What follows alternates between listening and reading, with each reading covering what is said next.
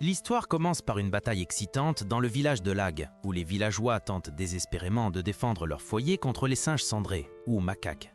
Kai se retrouve face à l'un des singes les plus forts, seul, et implore son commandant Monso de l'aider. Mais juste au moment où Monso arrive, le singe les renverse tous les deux, laissant Kai complètement entouré par le reste des macaques. Et le singe est sur le point de l'attaquer quand un épéiste nommé Ola apparaît, le fils aîné des rois de Chine qui possède le pouvoir du roi de la terre. Prêt à anéantir les singes, il active son pouvoir et une marque sur son visage prouvant qu'il est un porteur de pouvoir choisi.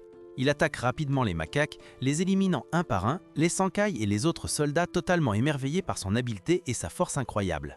Cependant, l'un des singes porte la même marque et semble être un élu, ce qui entraîne un combat entre eux, mais Ola le vainc facilement. Suite à cette bataille perdue, les macaques restent enfuis et les soldats lèvent un signe de victoire. Le combat a été féroce et de nombreux soldats ont été blessés. Mais enfin, les villageois peuvent se reposer. Pendant ce temps, certains soldats commencent à extraire le noyau des singes ou ce qu'ils appellent des pierres de terre des macaques morts.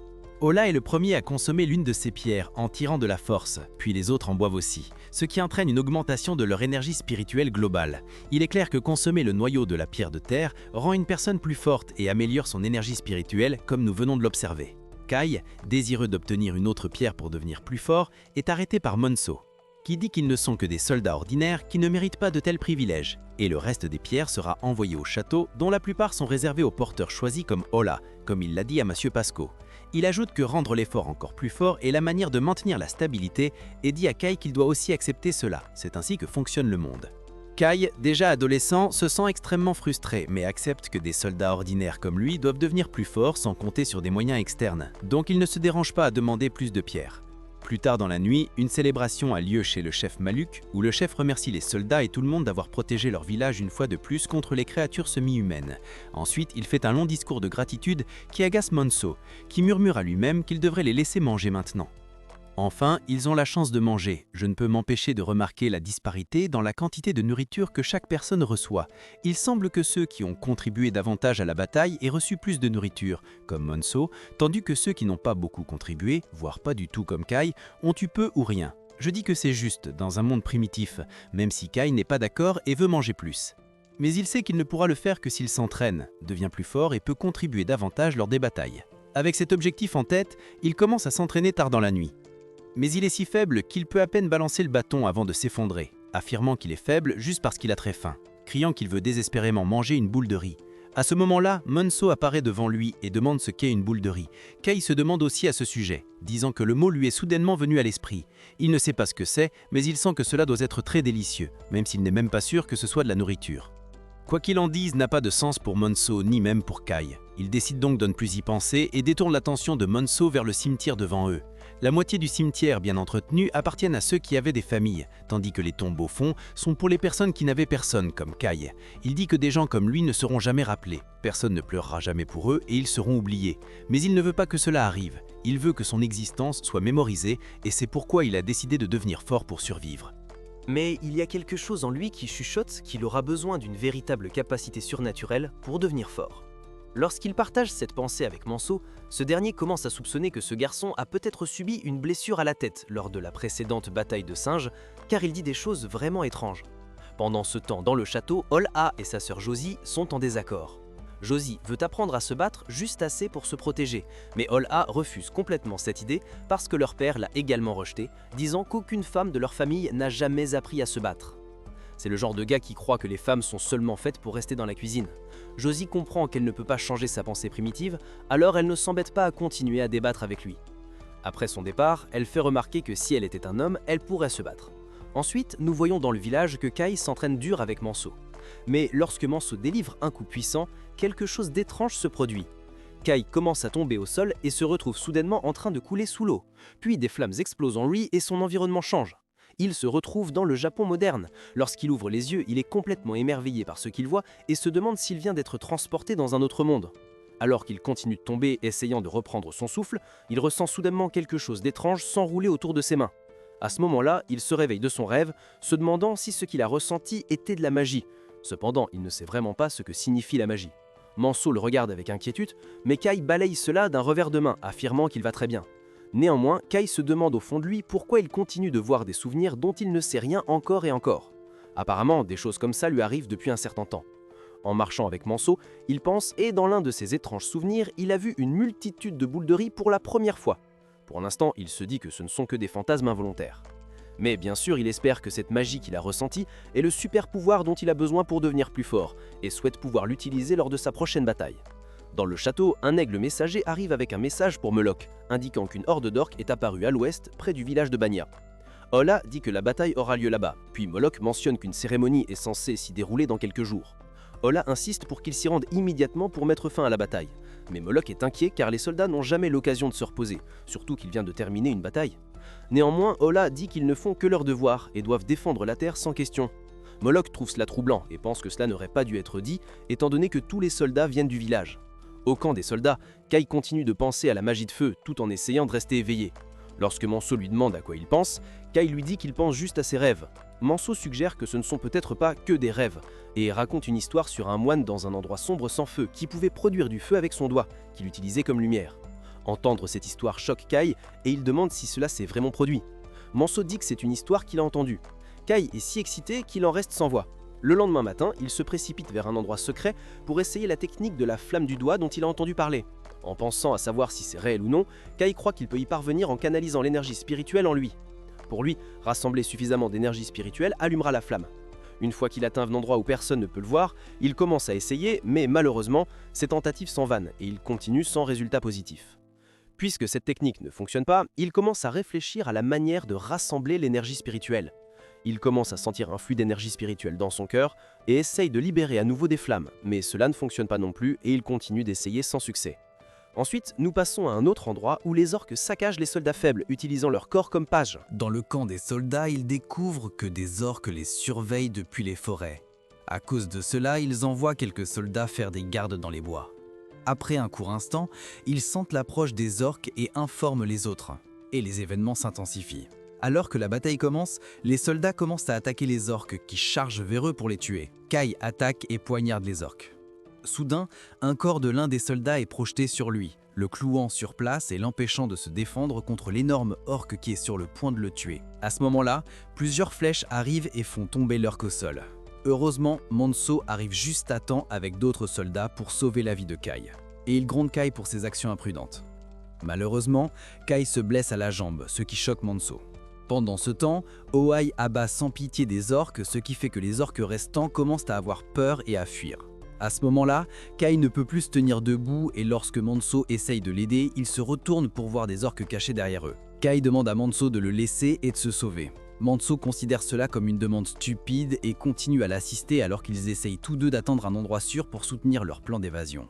Les autres soldats décident de se disperser. Cependant, un grand orque continue de les poursuivre lentement comme s'il se moquait d'eux. Et Manso réalise que l'orque les suit délibérément lentement pour profiter de leur terreur. À cause de leur situation compliquée, Manso doit laisser Kai derrière lui et se sauver. Une décision que Kai comprend parfaitement, disant qu'il ferait de même. Kai commence à utiliser sa lance pour l'aider à s'échapper et essaye de libérer de la magie de feu, quand soudain, un couteau d'orque le frappe au sol.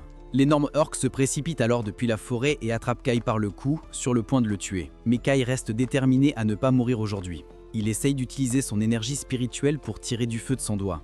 Des étincelles commencent à apparaître, et Kai dit qu'il survivra, quoi qu'il arrive, grâce à sa forte volonté de vivre. Il parvient enfin à canaliser son énergie spirituelle et libère le feu sur le visage de l'orque, le brûlant et le repoussant, permettant à Kai d'échapper à l'emprise de l'orque. Kai se lève, excité car il a enfin acquis des capacités de magie de feu. Après cela, Kai essaye de partir, mais voit que sa main est toujours en feu et panique immédiatement. Toutes les méthodes qu'il essaye pour éteindre les flammes échouent, et il s'effondre bientôt au sol, épuisé. Le flot continu de feu lui épuise son énergie et il pense à un moyen d'arrêter les flammes pour ne pas mourir. Mais alors qu'il réfléchit, l'orque reprend conscience et s'approche de lui lentement. Juste à ce moment-là, Kai découvre un moyen d'arrêter le flux d'énergie spirituelle en lui. Et effectivement, les flammes cessent. Mais il est déjà trop tard, car l'orque attrape Kai dans son état affaibli et commence à le porter lentement vers le bord pour le jeter. Kai réalise qu'il va mourir, mais il insiste pour ne pas tomber seul. Avant que l'orque ne le jette du cliff, Kai sort son épée et poignarde l'orque dans la poitrine, et tous deux tombent dans la rivière. Après cela, nous voyons que Kai a réussi à survivre et a atteint la rive. Lorsqu'il regarde sur le côté, il trouve le monstre gisant mort au sol. Il se tourne pour s'en approcher et quand il y arrive, il sort sa pierre de terre. Comme son énergie magique est épuisée, il boit la pierre de terre et ensuite son énergie spirituelle lui revient. Après cela, il va se reposer, disant que c'était la première fois qu'il buvait une pierre de terre entière seul. Il avait une blessure qui continuait de saigner et il pensait qu'il allait mourir. C'était comme s'il contemplait la beauté de la nature, disant comment elle mourrait en regardant un spectacle aussi magnifique. Mais il ne voulait vraiment pas mourir. Puis il perd conscience. Ensuite, nous passons aux autres guerriers qui s'entraident. Nous voyons un des villageois assis devant la forêt, la regardant, semblant attendre que Kai sorte. Puis un villageois s'approcha de lui et lui demanda où était la nouvelle personne qui était avec lui. Mansu ne put répondre. Il comprit que l'homme voulait dire que le nouvel arrivant avait été tué. L'homme dit à Mansu d'oublier cet événement, car cela arrive toujours, mais Mansu était en colère et se sentait coupable. Ensuite, nous passons à Kei, qui avait dormi toute la nuit. Quand il se réveilla le matin, il pensait qu'il allait mourir à cause de ses blessures graves. Mais en regardant ses blessures, il constata qu'elles avaient complètement cicatrisé. Il se demanda si cela était arrivé parce qu'il avait bu la pierre de la terre entière, mais il pensa que même s'il l'avait complètement bu, cela ne devrait pas être possible.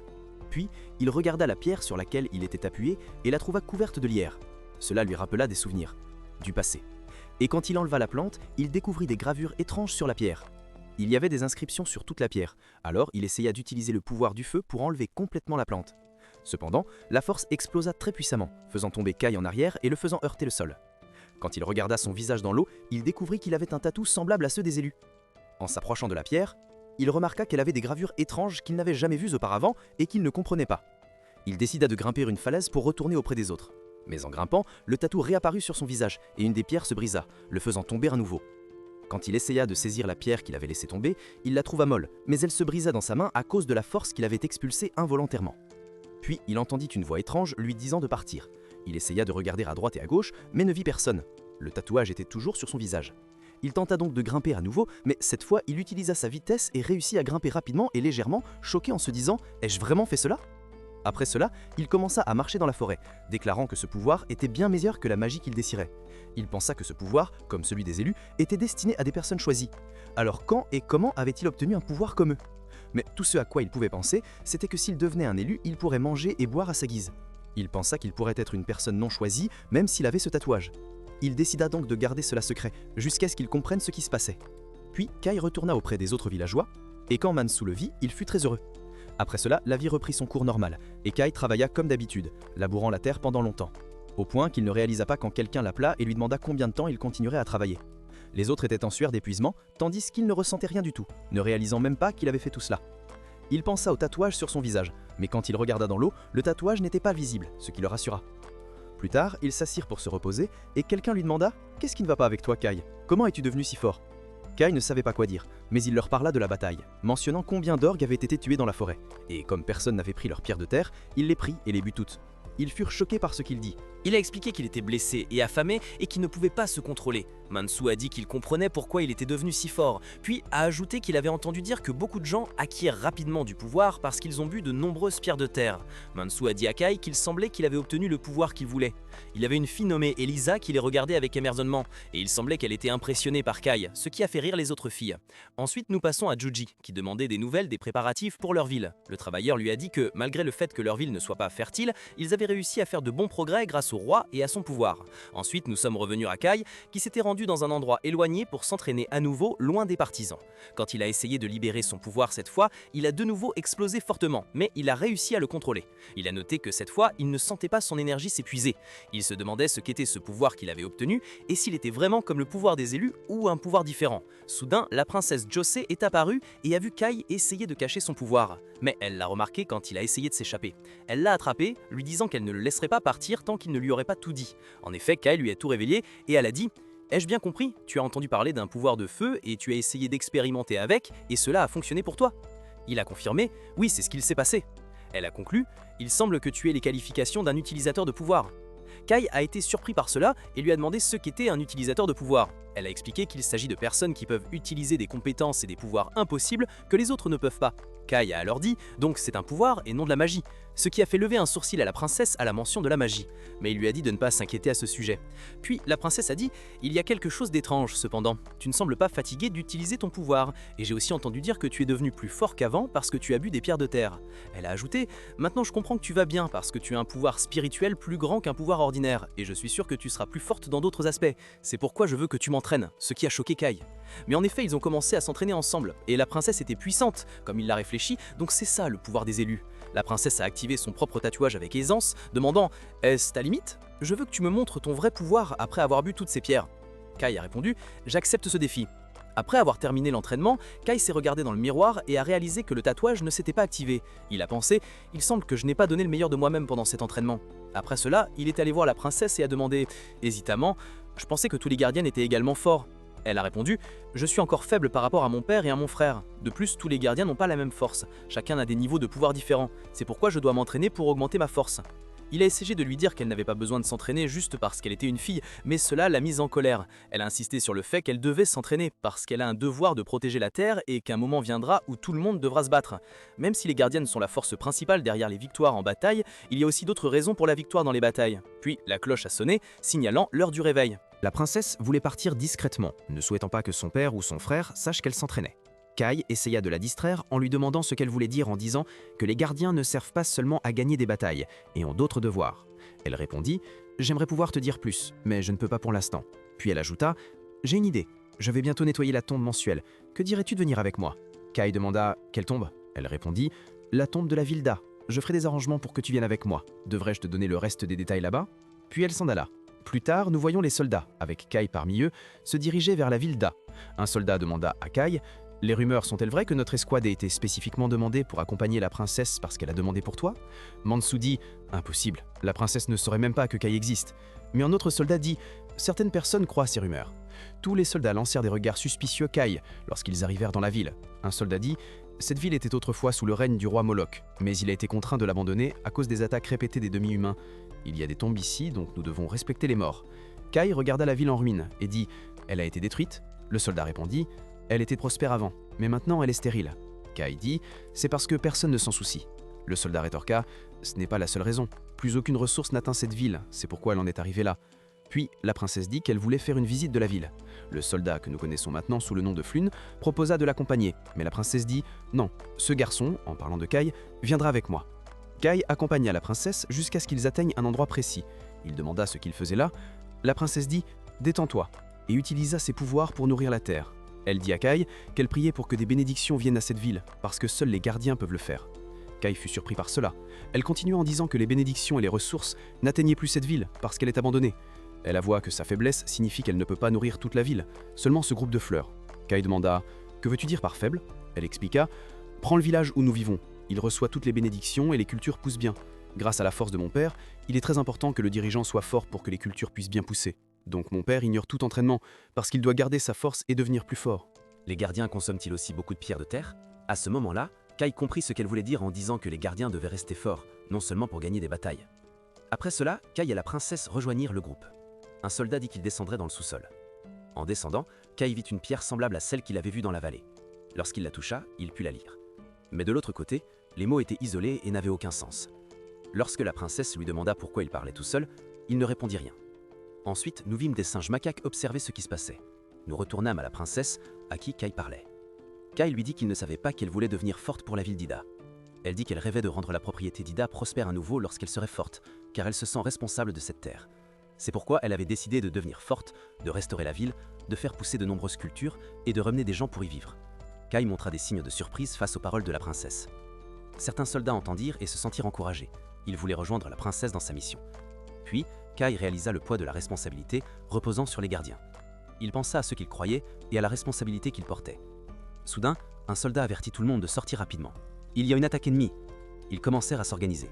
La princesse voulait aussi se battre, mais Flynn lui dit que ce n'était pas possible. Notre responsabilité est de vous protéger, princesse, et vous devez retourner en toute sécurité à la ville de Lag. La princesse s'apprêtait à dire qu'elle était aussi une gardienne, mais Flynn l'interrompit. Désolée, princesse, mais vous n'avez aucune expérience de combat. Cela choqua la princesse. Mansu emmena alors la princesse en sécurité. Pendant ce temps, l'ennemi apparut et commença à attaquer. Alors que la princesse et quelques soldats fuyaient, un monstre apparut et piétina les fleurs auxquelles elle tenait, la rendant en colère. Lorsqu'ils essayèrent d'attaquer le monstre, un autre apparut. La princesse essaya de rassembler sa force, mais la peur se lisait sur son visage. Kai intervint et mit le premier monstre à terre. Le deuxième monstre s'apprêtait à frapper la princesse, mais Kai intervint et le tua habilement. Pendant son attaque, le tatouage que la princesse avait vu apparut sur Kai, la choquant. Nous nous déplaçons vers le bureau du père de Josie, où il lui dit qu'elle s'était précipitée vers l'ennemi pour paralyser ses mouvements par peur, qui est assez ridicule, mais je crois que tu comprends maintenant que les femmes n'ont pas besoin de se battre. Josie lui répondit que les femmes pouvaient tout faire. Son père répliqua que peu importe ce qui s'était passé, mais l'important est que tu sois en sécurité. Il lui expliqua ensuite que ce qui s'était passé était un relâchement dans la défense de la zone, et l'informa qu'un inspecteur venait bientôt du Midwest. Allah a dit « D'accord, je vais informer les soldats ». Quand Allah est parti, Josie s'est excusé auprès de son père. Il lui a demandé « Le garçon s'appelle-t-il Kai ?» Cela a surpris Josie. Son père l'a informé qu'il est un nouveau recrue, qui peut vaincre un macaque seul, n'est-ce pas? Et il est impatient de voir ce qu'il fera à l'avenir. Ensuite, nous passons à Kai, qui démêle une corde monstre. Des amis sont venus vers lui, et l'un d'eux l'a pris au dépourvu en demandant « Étais-tu un héros dans le village d'Ada ?» Kai a répondu « Non, j'étais juste désespéré ». Son autre ami a dit qu'il avait entendu de Magza que Kai était en bon terme avec Josie. Son ami qui le contrôlait a dit « Allez, dis-moi, je pense que le parfum de Josie est vraiment agréable, n'est-ce pas ?» Kai a répondu « Je ne sais pas ». Puis, Mansu est venu vers eux et a demandé « Vous ne flânez pas au travail ?» L'une des dames a dit « Ce garçon pourrait être la seule personne prometteuse », ce qui a attiré l'attention d'Elsa. La dame a dit « Il semble qu'Elsa soit impressionnée par lui ». L'autre dame a dit à Elsa « Tu devrais le prendre bientôt, ou une autre femme pourrait te dévancer ». Elsa a répondu « Ce n'est pas comme ça ». Après cela, Josie s'est approchée de Kai et lui a demandé de parler en privé, ce qui a attiré l'attention car les gens se demandaient quel était leur lien. Une fois qu'ils se sont retrouvés seuls, ils ont été espionnés davantage car les autres étaient curieux. Kai a demandé « Josie, de quoi veux-tu discuter avec moi ?» Elle l'a remercié de l'avoir sauvé dans le village d'Ida, disant qu'elle ne l'avait pas remercié assez auparavant, mais maintenant elle le remercie de tout cœur. Elle lui a parlé de l'apparition du symbole de pouvoir sur son visage lorsqu'il a attaqué le monstre et a exprimé son incrédulité, disant que c'est impossible. Elle lui a également dit qu'elle s'était figée en réalisant que juste être fort ne suffit pas et qu'elle a besoin de compétences et d'un cœur courageux pour l'utiliser. Donc, à partir de demain, je vais bien m'entraîner chaque jour et je veux que tu te joignes à moi aussi. Elle lui a demandé « Tu comprends ?» Il a répondu « D'accord ». Ensuite, Kai a commencé à couper du bois en se disant qu'il commencerait à s'entraîner avec Josie à partir de demain. Elsa est venue vers lui et lui a offert une boisson chaude. Il était surpris, il lui a demandé « C'est pour moi ?» Elsa a répondu que tout le monde lui avait demandé de lui donner. Kai l'a remercié, disant qu'il avait très soif, l'a bu et lui a dit que c'était vraiment bon, ce qui l'a rendue heureuse. Ensuite, la sœur d'Elsa lui a demandé de l'aide et Elsa a dit au revoir à Kai et est partie. Puis, Mansu a rejoint Kai et lui a dit que le printemps était en effet arrivé pour lui. Kai a dit non, ce n'est pas ce que tu penses. Plus tard, Kai a entendu le son d'un oiseau et a commencé à le chercher dans le ciel disant qu'il avait déjà entendu ce son dans la forêt et voulait y aller. Nous avons ensuite transitionné vers Kai et les autres dormants. Il a entendu à nouveau le son de l'oiseau, ce qui l'a réveillé. Il est sorti du dortoir et s'est dirigé vers la forêt, faisant un saut élevé par-dessus le mur de la ville. Il s'est ensuite déplacé rapidement, disant qu'il était comme le vent. Après cela, il sauta dans l'eau et commença à flotter à la surface sans se noyer, disant qu'il aime vraiment cette vallée. Puis il vit l'oiseau qui faisait le bruit et demanda « Es-tu l'oiseau ?» L'oiseau descendit alors d'un grand arbre, surprenant Kai. Il s'approcha de l'arbre et vit de nombreuses inscriptions dessus. Mais il dit qu'il ne pouvait pas atteindre, lire ce qui était écrit. Il demanda à l'arbre « Ai-je survécu à cette blessure parce que tu m'as protégé ? Si c'est vrai, alors je ne t'ai pas assez remercié pour cela. » Après cela, il essuya les inscriptions sur l'arbre jusqu'à ce que les mots soient plus clairs. Puis il se déplaça rapidement et en courant il dit « L'obscurité est partout, mais je peux voir clairement. » Il alla à l'eau et but. Après cela, il cueillit des fruits dans les arbres. Et quand il les goûta, il dit « C'était vraiment merveilleux. » Puis il s'allongea sur un rocher et dit « Cette forêt est riche en eau et en nourriture. » Il souhaita pouvoir y vivre et pensa « Je devrais construire une maison ici. » Après cela, il grimpa sur les rochers et se dirigea vers le sommet du lac. Il s'approcha des arbres et dit « La première étape est de couper les arbres. » Il pensa « Je crois que c'est difficile de faire cela avec ce couteau, mais je pourrais utiliser ma magie. » Il créa un feu avec ses mains et essaya de couper l'arbre, mais finit par le brûler. Après avoir éteint le feu, il dit « Je dois utiliser une autre méthode puisque j'ai créé du feu avec mes mains. Il doit y avoir une autre façon. » Il réfléchit un moment et dit « Je dois transformer ce que j'imagine en réalité, donc je dois me concentrer. » Il plaça ses mains sur l'arbre et dit « Couper quelque chose signifie briser les liens entre les molécules. » Une fois qu'il comprit la méthode de coupe, il coupa presque complètement l'arbre. Mais ensuite, il entendit un bruit qui attira son attention. Un groupe de monstres parlait étrangement derrière lui. Après cela, il vit un groupe de personnes voulant entrer dans la vallée. Il s'approcha d'eux immédiatement et demanda « Que faites-vous » Un des individus s'avança, pointa un couteau vers lui et parla. Mais il ne comprit rien, car il parlait une langue étrange. Puis un homme plus âgé s'approcha de Kai et demanda « Me comprends-tu » Kai répondit « Bien sûr ». L'homme plus âgé dit que son nom était Boric et qu'il était le chef du peuple Koror. Kai leur dit « Ce sont les gens Kororais, je ne les ai jamais vus auparavant. Et vous parlez couramment la langue humaine ?» Boric lui dit que c'est parce que nous avons beaucoup interagi avec des commerçants. Il informa Kai que les humains considèrent leur artisanat comme une précieuse marchandise d'échange, et s'excusa auprès de lui et de sa compagnie d'être entrés dans cette zone interdite sans permission. Il lui dit qu'ils étaient venus ici pour plaider et demander l'ancien accord avec la Grande Vallée. Ils le supplièrent à nouveau, croyant qu'il était le roi de la vallée. Kai leur dit d'arrêter. Après cela, Boric dit à Kai que pendant longtemps, le peuple Korar avait vécu paisiblement dans la forêt pour servir la vallée. Mais il y a seulement quelques jours, les soldats orques, les cochons, les ont attaqués pour s'emparer de leurs terres. Il expliqua que leur race faible ne pouvait pas les affronter et leur dit qu'ils avaient été expulsés de la Terre où ils avaient vécu pendant des années et qu'ils fuyaient maintenant. Il supplia Ka de les sauver de ces cochons monstrueux. Kay demanda à Boric ce que signifiait roi de la vallée. Boric répondit que cela signifiait que vous avez un grand pouvoir surpassant tous les monstres et que vous protégez toutes les créatures. Kay demanda « Est-ce que c'est moi ?» Mais je ne sais rien de tout cela, et ça ne peut pas être moi. L'un des membres du peuple Korra dit « Je ne crois pas non plus qu'il soit le roi de la vallée. Nous avons servi ce roi il y a longtemps. C'était un guerrier féroce qui imposait des punitions aux méchants, et je pense que ce jeune homme ne peut pas être une grande figure légendaire. » Kay était très en colère et demanda à l'homme « Qui appelles-tu jeune ?» Boric dit « Je crois cet homme », et leur dit qu'il était entré dans la vallée quand il était jeune sans la permission du roi, ce qui est ce qu'il a reçu en conséquence. Kay demanda « Boric, qu'as-tu reçu ?» Il répondit « Puisque je ne peux pas voir la lumière du soleil, je peux voir beaucoup de choses. Ce monde est rempli de lumière spirituelle. » Il dit à Kay qu'il était riche en lumière spirituelle bleue noble et il pouvait immédiatement distinguer qu'il était le roi de la vallée et responsable de sa protection. Kay dit « Je suis le roi de la vallée. » C'est vrai, dit Boric, il n'y a aucun doute là-dessus. Après cela, Boric dit à Kay qu'ils avaient offert des cadeaux à la vallée et qu'il avait dédié sa petite fille à Aoré à la vallée et qu'elle avait donné sa vie pour ça. Après cela, Kay se dirigea vers certains membres de Koror après qu'ils aient descendu Aoré avec des cordes. Mais soudain, la corde fut coupée et Kay se précipita pour la sauver. En constatant qu'elle saignait, il dit « Je dois l'aider et la guérir ». Il se dit qu'il pouvait faire cela. Après cela, il dit « Je dois imaginer comment la guérir ». Et il visualisa cela. Il réussit à la guérir. Après cela, il lui demanda de se reposer et se dit que si la magie pouvait guérir les blessures... Après cela, il entendit un cri de détresse du reste du peuple Koror et dit « Je pense que ce sont les monstres orques ». Et il se déplaça vers le haut, au sommet du lac. Les orques attaquaient les membres du noyau et l'un des orques fuit tuer une fille Koror. Mais Kay intervint au bon moment et le tua, ce qui rendit les autres heureux. Il s'approcha des autres orques et leur demanda « Qu'est-ce qui vous amène ici ?» L'orque était en colère contre Kay, mais il entendit une voix lui disant de les tuer et l'incitant à leur instiller la peur. Kay reconnut cela comme la voix du roi de la vallée. Il regarda l'ardre et remarqua une lumière là-bas. Lorsque Kay se prépara à attaquer, Boric le rejoignit et lui dit qu'il portait également un héritage et qu'il l'aiderait, disant qu'il ne lui posait aucun obstacle et que tout le peuple Koror était loyal pour protéger la vallée et lui aussi. Kay dit « Je dois faire quelque chose pour eux maintenant ». Le chef orc ordonna aux soldats orcs d'attaquer Kay, mais Kay les vainquit d'un coup de son arme. Après cela, un autre soldat orc tenta d'attaquer Ka, mais Boric intervint et le tua. Ka dit à Boric « Tu te débrouilles bien, vieux ». Boric répondit « C'est tout ce que je peux faire et je te laisse le reste ». Ka lui dit « D'accord » et prit une arme à l'un des orques et avança vers le chef orc en disant « Tu as profané la vallée et je ne te laisserai pas partir vivant ». Le chef orc dit « Attends, ce n'est pas une attaque contre toi, c'est un problème entre les orques et les Korreurs, et tu ne devrais pas intervenir. » Ka répondit « C'est mon problème » et lui dit « Ils sont entrés dans cette vallée sans permission, ce qui en fait un problème pour toi. » Le chef orc dit « Alors nous partirons et te demanderons de nous pardonner. » Mais une lumière bleue brilla de Ka et il dit au chef orc qu'il le tuerait pour la paix de la vallée car cette vallée lui appartient. L'ombre du roi de la vallée apparut derrière Ka. Le chef orc dit « Il est le roi de la vallée, je te supplie d'avoir pitié ». Mais le roi de la vallée ne fut pas d'accord. Le chef orc attaqua et faillit le frapper d'un coup puissant, mais Ka lui coupa la main, lui causant une douleur intense. Le chef orc tenta d'attaquer Ka à nouveau, mais Ka lui assénait un coup fort, lui arrachant le cœur de son corps. L'un des Korrors dit à Boric « Il est sans aucun doute le roi de la vallée ». Boric répondit « J'ai ressenti la flamme bleue quand je l'ai vu pour la première fois, et il est ferme et immuable, accordant aussi la miséricorde.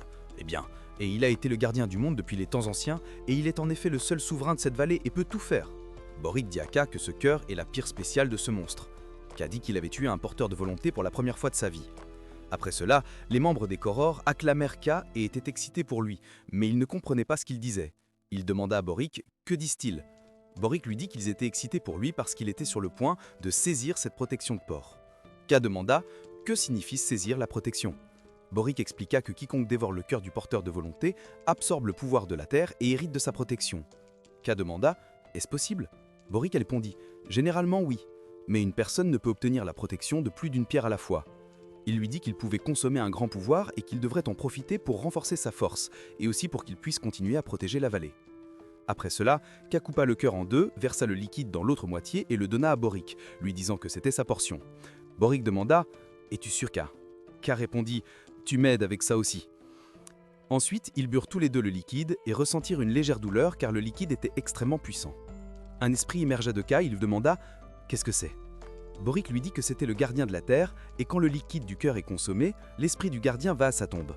Après cela, Ka ressentit une douleur intense et dit « Ma pierre fait mal ». Boric lui dit que c'était parce qu'il avait consommé la pierre du porteur de volonté. Ensuite, Ka leur dit « Ne vous inquiétez pas pour moi ». Et il s'en alla, leur disant qu'il retournerait dans la vallée et de rester loin de cet endroit. Il sauta dans la vallée. Plus tard, Ka fit un cauchemar en dormant face aux êtres maléfiques. Mais il se réveilla et trouva la petite fille de Boric, Arwa, sur ses genoux. Il s'éloigna rapidement d'elle et demanda « Que fais-tu ici ?» Elle répondit « Bonjour monsieur ». Kai demanda « Est-ce que qui m'a mis ça ?» Arwa répondit « J'étais en quête pour toi à cause du froid » et qu'elle se souciait beaucoup de lui et s'était consacrée à le servir pour répondre à tous ses besoins, disant que c'était son devoir envers lui. Kai lui dit « Je ne veux rien de toi » et il lui demanda de retourner chez les siens. Elle dit « Je ne retournerai pas parce que mon grand-père m'a dit que si je reviens, un malheur frappera le peuple Kororo. » Kai lui dit « Retourne chez ton peuple, et si tu veux que je te ramène, je le ferai. » Arwa répondit « Non, je ne retournerai pas » et lui dit « Tu as sauvé ma vie et je pourrais mourir sans toi, donc je suis ici pour te servir. » Il insista « Tu dois rentrer » et dit « Le matin est arrivé et je dois retourner chez moi. » Il lui dit « Va chez ton peuple » et il partit rapidement, grimpant jusqu'au sommet de la vallée. Mais il rencontra le peuple Kororo, et Boric le remercia pour ce qu'il avait fait pour eux et pour avoir soumis ceux qui leur avaient fait du tort. Il dit à Kai « Nous, le peuple Kororo, sommes à votre service dans les vallées. » Kai répondit « Ne me servez pas, je n'ai rien à voir avec ça. » Boric lui dit « Notre patrie est toujours sous attaque des ergs, ce qui nous force à nous déplacer d'un endroit à un autre, même si ce n'est que pour une courte période. Mais j'espère que vous nous accorderez refuge dans la vallée où nous pourrons vivre. » Kai dit « Vous voulez juste vivre ici, c'est bien, mais ne descendez pas dans la vallée. » Et il leur dit qu'il partait, parce qu'il était pressé. « Dépêche-toi » il demanda à Boric d'attendre. Plus tard, Kai se rendit en ville, mais quand il arriva, quelqu'un lui dit « Tu es en retard, où étais-tu » Kai répondit « Je dormais. » Josie lui dit « Tu es tellement inutile » et lui demandait de commencer. Kai se demanda « Chaque jour va-t-il être comme ça à partir de maintenant ?» Après cela, Josie l'attaqua, et nous nous sommes déplacés vers des agriculteurs, parmi eux Mansou, qui labourait la terre. Le gentleman Vizen vint vers eux et demanda où était Kai. Mansou répondit « Il est au château maintenant et a été assigné à la salle de stockage. » Maintenant, nous passons au champ de bataille entre Vizen et Kai, où Kai se préparait avec quelques exercices. Avant d'affronter Vizen, Kai pensa « Je ne voulais pas attirer l'attention de qui que ce soit, mais j'ai attiré le regard du baron. » Après cela, Bosco donna à Kai son bâton et lui dit de ne pas utiliser de tour bon marché même s'il était désespéré, afin de ne pas l'ennuyer inutilement. Kai répondit d'accord, puis s'approcha de Vizen. Vizen dit « J'ai entendu parler de toi. » Et ils dirent « Dis que tu as éliminé un groupe de bêtes macaques. Maintenant, montre-moi ta force. » Il lui a dit de ne pas s'inquiéter. Il ne l'avait pas encore tué. Mais Kai se souvenait des paroles de Boric et savait qu'il devait cacher la force du porteur de la volonté car il ne l'avait pas eu longtemps et pouvait facilement devenir une cible jusqu'à ce qu'il la maîtrise. Alors Kai se dit que Boric avait raison et qu'il ne devait pas montrer sa force pour que l'emblème n'apparaisse pas sur son visage. Après cela, ils s'approchèrent l'un de l'autre et Vissen commença à frapper Kai, mais Kai esquiva cette attaque. Vissen lança alors plusieurs coups à Kai, mais aucun ne le toucha.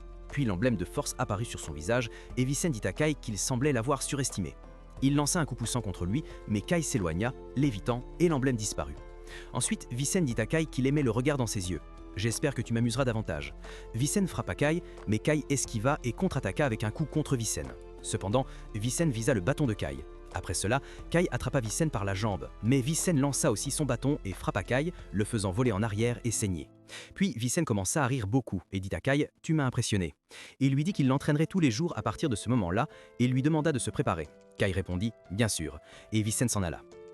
José dit « Je ne peux pas croire qu'il ait fait une si bonne performance devant papa. Il a d'abord dit qu'il restait juste une personne très ordinaire. » José dit « Je vais être plus dur avec lui à partir de demain. » Après cela, Mansou tendit la main à Kai et dit « La situation devient incontrôlable. » Kai se mit en colère et demanda aux autres « Pourquoi riez-vous » Mansou répondit « Nous rassemblerons tes restes plus tard. » Puis Elsa regarda Kai et se souvint quand il était petit en disant qu'il deviendrait plus fort. Kai lui demanda « Pourquoi cela m'arrive-t-il » Nous passons maintenant à la chambre de Kai et aux autres. Kai se réveilla de son sommeil et se précipita vers la vallée se disant « José Davis-san prenait complètement mon temps. Maintenant je peux aller à la vallée. » Après cela, il vit une tente au fond de la vallée et demanda « Le Kororo est-il entré dans la vallée sans ma permission ?» Il se dirigea vers la tente derrière Aroi et elle lui dit « Enfin tu es revenu. » Il lui demanda « Tu es encore ici ?» Elle répondit « Je prépare de la nourriture pour toi. » Kai demanda à Aroi « Ai-je permis à quelqu'un du Kororo d'entrer dans la vallée ?» Elle dit « Non Aroi, juste pas de poids. » Il lui demanda « Tu veux dire que tu as fait ça toute seule ?» Et il lui rappela « Je t'ai demandé de retourner avec ton peuple, n'est-ce pas ?» Elle dit « Je t'ai apporté de la nourriture. » Kai lui dit « La nourriture a l'air délicieuse » et Aroi lui demanda de manger aussi. Kai commença à manger et Aroi demanda « Veux-tu plus ?» Il dit « Bien sûr » et elle lui apporta plus de nourriture. Elle demanda encore « La nourriture est-elle bonne ?» Il a répondu « Bien sûr, c'est vraiment délicieux » et il lui a dit qu'il avait mangé au château mais qu'il n'avait pas mangé autant depuis un moment. Maintenant, nous sommes retournés au village et Kai a pris sa portion de nourriture. La cuisinière lui a dit qu'elle lui avait donné une quantité supplémentaire, ce qui a mis en colère les autres fermiers. Ils ont demandé à la cuisinière « Pourquoi Kai prend-il une plus grande quantité ?» La cuisinière a répondu « Parce que vous avez paraissé au travail dans le champ il y a quelques jours. » Et les a avertis « Si vous voulez manger, vous devez travailler dur, vous les paresseux ratés. » Les autres ont demandé « Kai, pourquoi es-tu Kai ?» Il leur a dit « Ne me demandez pas pourquoi. » Mansu a demandé « Kai, la fortune t'a-t-elle souri, n'est-ce pas ?» Kai a répondu « Ce n'est pas comme ça. » Pendant qu'Elsa regardait, elle a donné une grande quantité à l'un des fermiers, ce qui a conduit à une querelle entre eux parce qu'elle avait fait une erreur et voulait reprendre la nourriture. Maintenant, nous revenons à Kai, qui se dirige à nouveau vers la vallée, coupant des arbres là-bas et retournant au village pour s'entraîner avec Josie. Il a continué à travailler dans le village et la vallée, mangeant beaucoup dans le village et la vallée. Mais quand ils étaient au village, ils essayaient de soulever une grosse pierre, mais ils n'y parvenaient pas jusqu'à ce que Vicen vienne à eux et essaie de la soulever tout seul, réussissant, ce qui a choqué les villageois. Un villageois a dit « Monsieur Vicen est vraiment incroyable ». Vicen leur a dit « Maintenant la terre va bien pousser. Maintenant nous retournons à la vallée. » Vallée où Kai utilisait sa magie pour l'utiliser pour les fleurs, mais il ne pouvait pas faire ça. Il a dit à la vallée « Je pense encore que j'ai beaucoup à apprendre avant d'apprendre tout. » Juste après cela, nous sommes retournés au village où Elsa était dans le champ. Kai s'est approché d'elle et a demandé « Que fais-tu? As-tu trouvé quelque chose de familier ?» Elle a répondu « Non, je me disais juste comme elles fleurissent magnifiquement cette année. » Kai a dit « Elles sont vraiment belles, mais je n'y avais jamais pensé de cette façon. » Elsa a ajouté que ces fleurs avaient poussé à partir des graines originales qu'ils avaient apportées de leur village, et lui a dit que lorsque leur village a brûlé, ils voulaient préserver ces fleurs. Leur village détruit, mais il y a maintenant encore plus de fleurs et elles sont fortes. Elle a dit « C'est vrai, nous venons du même village. » Elsa a demandé à Kai « As-tu oublié cela ?»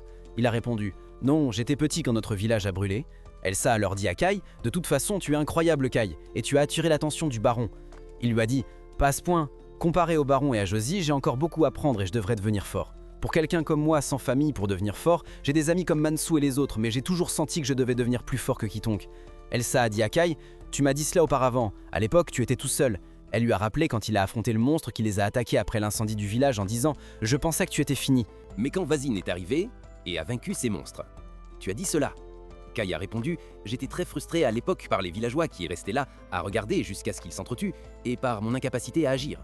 Alors j'ai juré de devenir fort. » Il a demandé « Que dis-je maintenant? J'avais oublié tout cela et un tel vœu est inutile. » Elle a dit « Tu nous as protégés à l'époque et tu n'as pas du tout changé. » Après cela, nous avons déménagé dans la vallée, où il y avait une bataille entre les Urgs et les macaques. Le chef Urg a dit « Après avoir éliminé les macaques, maintenant allons vers la vallée-ville. » Nous passons maintenant à la tente de Kai dans la vallée, où Airoy fabriquait des vêtements pour Kai, et elle lui a demandé son avis. Kai lui a dit « C'est merveilleux !» Kai a ramassé un grain de riz par terre et a dit qu'il espérait manger des gâteaux de riz. Elsa est venue vers lui et lui a dit qu'il n'avait jamais mangé de gâteaux de riz auparavant. Après cela, Mansu est arrivé et lui a demandé de travailler plus dur. Il a été réprimandé par ses collègues pour ne pas travailler comme eux, même s'il fournissait plus d'efforts. Ensuite, nous avons déménagé à Visan, qui essayait de cacher des sacs de riz parce qu'un inspecteur arrivait en premier. Il a dit à Visan qu'il ne ferait pas de mal de donner une petite quantité de riz à l'inspecteur pour gagner sa faveur. Mais Visan a refusé. Il lui a dit que ce riz appartenait aux villageois et qu'il pourrait ne pas en avoir assez. Plus tard, il pensait toujours aux villageois et à leurs intérêts. Nous passons aux travailleurs qui transféraient des sacs de riz pour que l'inspecteur ne les attrape pas, car il devait cacher toute cette nourriture. Ensuite, nous voyons Mansu et Kai discuter de l'arrivée de l'inspecteur et de la manière dont cet inspecteur avait le pouvoir de saisir tout le riz. Il avait une très forte emprise. Après cela, Vicen a accueilli l'inspecteur au village et s'est présenté. Mais l'inspecteur n'est pas sorti de sa voiture parce qu'il avait été attaqué en chemin. Les gardes ont ouvert la porte pour que l'inspecteur descende et il est sorti de la voiture, saluant José et lui disant qu'elle était une fille convenable pour le mariage avec des nobles. Il a ensuite accueilli Vicen et lui a dit qu'il devait expulser les vermines puisqu'il l'avait attaqué. Vicen a continué à entrer. Un chevalier marchait derrière la voiture de l'inspecteur et avait des traces de sang, ce qui a attiré l'attention de Kai. Vicen a arrêté le chevalier pour confirmer s'il était avec l'inspecteur, mais il s'est avéré que ce chevalier s'appelait Nada et qu'il avait rencontré l'inspecteur sur la route. Nous avons ensuite déménagé au magasin de riz, où l'inspecteur a vu que la quantité de riz était faible et a pensé que c'était dû à la mauvaise gestion de Vicen du village, ce qui a mis José en colère. Elle a presque répondu à l'inspecteur, mais Vicen s'est excusé pour l'erreur, disant qu'il y avait un groupe de villages cachant leur récolte. L'inspecteur a demandé à Vicen s'il faisait de même, mais Vicen a nié, disant que la raison était le mauvais temps. Cependant, l'inspecteur a utilisé le mauvais temps comme raison de rester dans le village pendant quelques jours. Maintenant, nous passons à José et Vicen, qui étaient seuls. José était très en colère à propos du séjour de l'inspecteur et de la façon dont il n'agissait pas comme les fonctionnaires désignés et qu'il ne faisait rien. Mais Vicen l'a empêché de dire de telles choses, parce que cet inspecteur remplissait les devoirs du roi et que leur village était soumis au royaume. Après cela, nous passons à Kai, qui allait vers Nada et lui a dit que ses vêtements étaient sales. Ils ont ensuite fait connaissance, et Nada a découvert qu'il ressemblait à Kai parce qu'ils consommaient tous les deux beaucoup de pierres. Mais chacun les utilisait d'une manière différente, tirant de la force de ces pierres. Kai a découvert que Nada avait un mandat et portait aussi un emblème, et un individu pouvait l'acquérir en utilisant une petite quantité de pierres. Ensuite, nous sommes passés à un inspecteur qui avait beaucoup de nourriture devant lui, mais a demandé plus car il était un inspecteur des plaines centrales, et devait être reçu de la meilleure manière. Lorsqu'il a demandé plus de nourriture, les cuisiniers ont été surpris par cette demande. Nous nous tournons maintenant vers les agriculteurs en colère à cause de la présence de l'inspecteur, qui avait réduit leur ration et ils ne voulaient pas qu'ils restent même un jour dans le village car ils se régalaient de leur nourriture. Ensuite, Vicen a été informé d'un groupe de monstres orques et son collègue pensait qu'ils attaquaient des terres humaines. Cependant, ils avaient un objectif spécifique qu'ils souhaitaient atteindre, ils ont envoyé une armée d'orques à cet effet. Ils étaient en route vers le village pour réaliser cet objectif et il était possible de les suivre pour découvrir leurs motifs. Nata a demandé à Vicen de l'aider et l'a supplié, et Vicen a immédiatement accepté, lui disant qu'il enverrait quelques guerriers avec lui. Après cela, nous nous sommes déplacés vers la vallée dans l'attente de Kai et Erwa a appris que Kai serait absent de la vallée pendant un certain temps car il partait avec le prêtre Nata pour enquêter sur les orques. Erwa avait le sentiment qu'il ne reviendrait pas dans la vallée, mais Kai a nié cela, lui disant qu'il reviendrait car il était le protecteur de la vallée, il ne devait pas abandonner sa terre puisqu'il portait un mandat et avait un emblème. Après cela, Kai est allé voir Boric, qui lui a dit que les orques qu'il allait trouver pourraient être parmi ceux qu'ils avaient tués, mais Kai l'a rassuré. Puis nous nous déplaçons vers le village où Vicen a envoyé Josie avec quelques soldats vers les orques.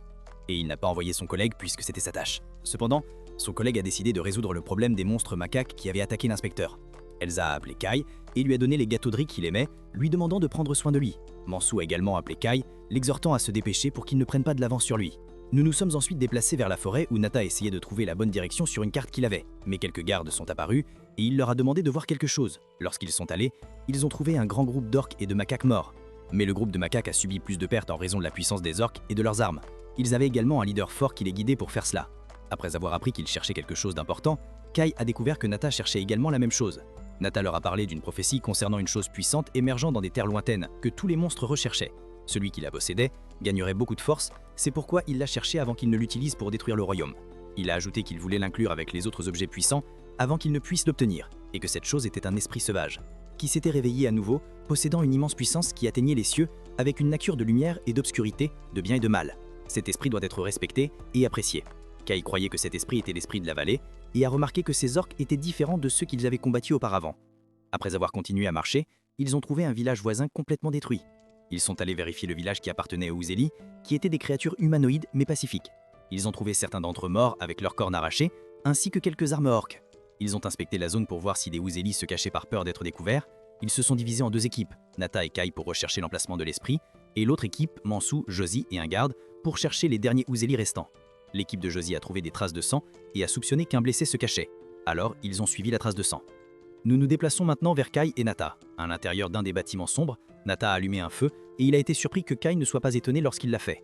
Kai a expliqué qu'il en avait entendu parler auparavant, donc il n'était pas émerveillé. Après cela, ils ont trouvé une grande pierre avec des inscriptions dessus. Nata a révélé un livre pour reconnaître l'écriture, car il ne l'avait jamais vu auparavant. Peu après, ils ont découvert qu'un des Uzeli était inconscient, et ensuite, ils ont emmené tous les orques et Uzeli à l'extérieur. Nata a réalisé que la fille que Kai avait trouvée était une protectrice des Uzeli et une porteuse du mandat.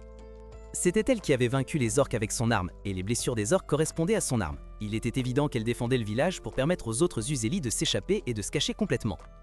Étant donné l'énorme écart de puissance entre les orques et les Uzeli, les orques étaient très forts. Mais cette fille a tué 3 orques par amour pour son peuple, et elle a réussi à le faire. Kai croyait que l'amour pour son peuple était un trait que quiconque portant le mandat devait posséder, car il ne craindrait rien du tout. Après cela, ils ont enterré les Uzeli morts et les ont informés que le mandat du protecteur de ces terres avait été volé et transféré à quelqu'un d'autre. Les orques étaient dans un endroit différent d'ici. Il a rouvert la carte pour identifier leur emplacement, trouvant 2 types d'orques. Des orques indépendants, qui étaient ceux qui avaient attaqué ce village, et un autre groupe se dirigeant vers la forêt.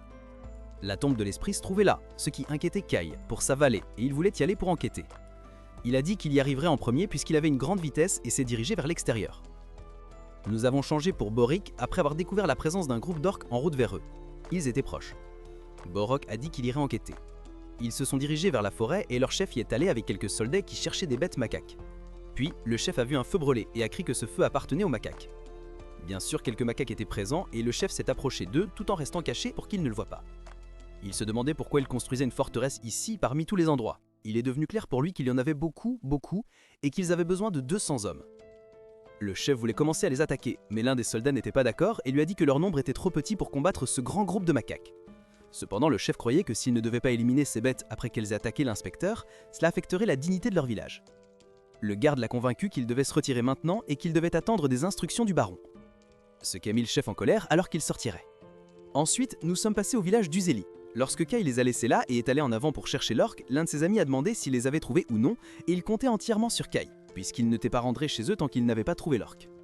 Manzo a confirmé qu'il resterait coincé ici jusqu'à ce que Kai le revienne. Josie pensait qu'elle aurait dû y aller avec lui et elle croyait que si Ska n'avait pas pris trop de temps, elle pourrait le rattraper puisqu'elle était assez rapide. Mais Nada leur a dit de faire beaucoup confiance à Kai et qu'il n'avait rien d'autre à faire. Nada a insisté sur le fait que Kai était beaucoup plus en sécurité que ce que n'importe lequel d'entre eux ne pensait et a continué à accomplir ses devoirs sacerdotaux qui étaient tout ce qu'il avait à faire en ce moment. Nada a terminé ses devoirs sacerdotaux sachant que Kai le guiderait sur ce qu'il voulait. Il a commencé à scruter la zone pour trouver Kai. Puis nous passons à Kai qui se dépêchait de trouver l'orque. Il a remarqué beaucoup de traces laissées par l'orque et a découvert qu'elle se dirigeait vers la vallée. Puis, Kishak est apparu et a attaqué Kai, ne réalisant pas qui il était. Les autres amis de Kishak étaient avec lui, y compris Barik, qui était surpris que Kai ait parcouru cette distance. Ils ont commencé à marcher ensemble vers la vallée. Baruch lui a dit qu'il avait entendu parler de l'orque se dirigeant vers la vallée, alors il a décidé d'y s'y rendre pour vérifier leur mouvement. Cependant, Kai pouvait manager la vallée si quelqu'un l'informait, mais Kishak était en colère parce qu'ils étaient responsables de la vallée et avaient établi leur village là-bas. Interrogé sur le mal qu'il y avait à essayer de le protéger, Burik lui a dit qu'ils avaient consacré leur vie à protéger la vallée et que leur souhait était de l'aider, même un peu car cela leur apporterait la paix. Puis un groupe d'orques est apparu et Kishak a demandé ce qu'il devait faire. Burik a suggéré d'avancer prudemment, mais Kai n'a pas aimé cette suggestion et a insisté pour qu'ils obstruent leur chemin et les arrêtent maintenant. Alors un des orques s'est arrêté et a regardé Kai et les autres découvrant leur position. Nous passons ensuite au village où l'inspecteur a jeté une assiette de nourriture par terre parce qu'elle était mauvaise. Il a commencé à crier sur les travailleurs en disant que c'était dégoûtant et a commencé à se plaindre aux jeunes, leur disant qu'ils ne l'amusaient pas. Cela était considéré comme un test pour le premier village, pour le roi.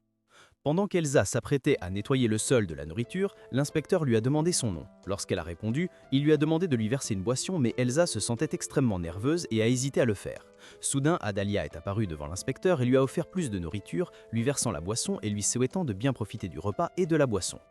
Nous passons ensuite à l'extérieur de la pièce où Elsa a remercié Adalia de l'avoir sauvée de l'inspecteur. Mais Adalia a tenu le visage d'Elsa et lui a demandé de ne pas faire cette moue, car le retour de la personne qu'elle aime ne ferait que la décevoir. Puis le chef et les gardes sont arrivés et Adalia a voulu parler avec le garde, mais il était très occupé à ce moment-là et lui a dit qu'il parlerait avec elle plus tard. Nous revenons maintenant à Kai, qui a tué un des orques. Et Kishak a également tué un autre, ce qui a effrayé les orques restants, les faisant commencer à reculer alors que Kai les empêchait d'atteindre la vallée. Puis le chef des orques, Ardukan, est apparu, affichant l'emblème du porteur du testament. Kai l'a reconnu comme le porteur du testament et a demandé à Burik si Ardukan était des Ragdaros, un groupe de guerriers exceptionnels qui étaient les plus forts sur Terre et rendaient les orques du Nord puissants. Kai leur a alors demandé de reculer et a déclaré qu'il se battrait de toutes ses forces pour qu'il ne soit pas tué par Ardukan. Ensuite, nous avons vu Nada qui a réussi à trouver Kai, et tandis que Kai et Ardukan se préparaient à se battre, Ardukan a dit à Kai que son prédécesseur était mort parce qu'il n'avait entendu de rumeurs à son sujet depuis longtemps. Il a suggéré à Kai de remercier le chasseur d'os Kifarem de l'avoir trouvé. Grâce à eux, Kai a compris qu'il traquait ces orques que Kai avait précédemment tués. Puis Kai a attaqué Ardukan et a essayé de le frapper.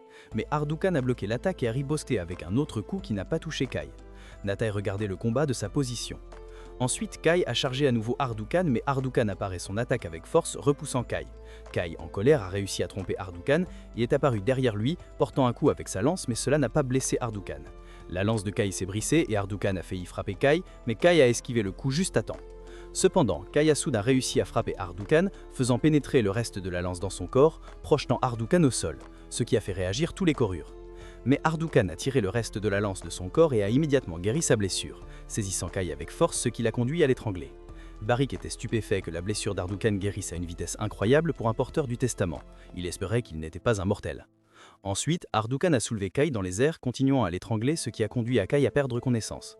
Nous passons ensuite à Roi, qui continue de confectionner des vêtements pour Kai, voulant terminer avant que Kai ne revienne vers elle.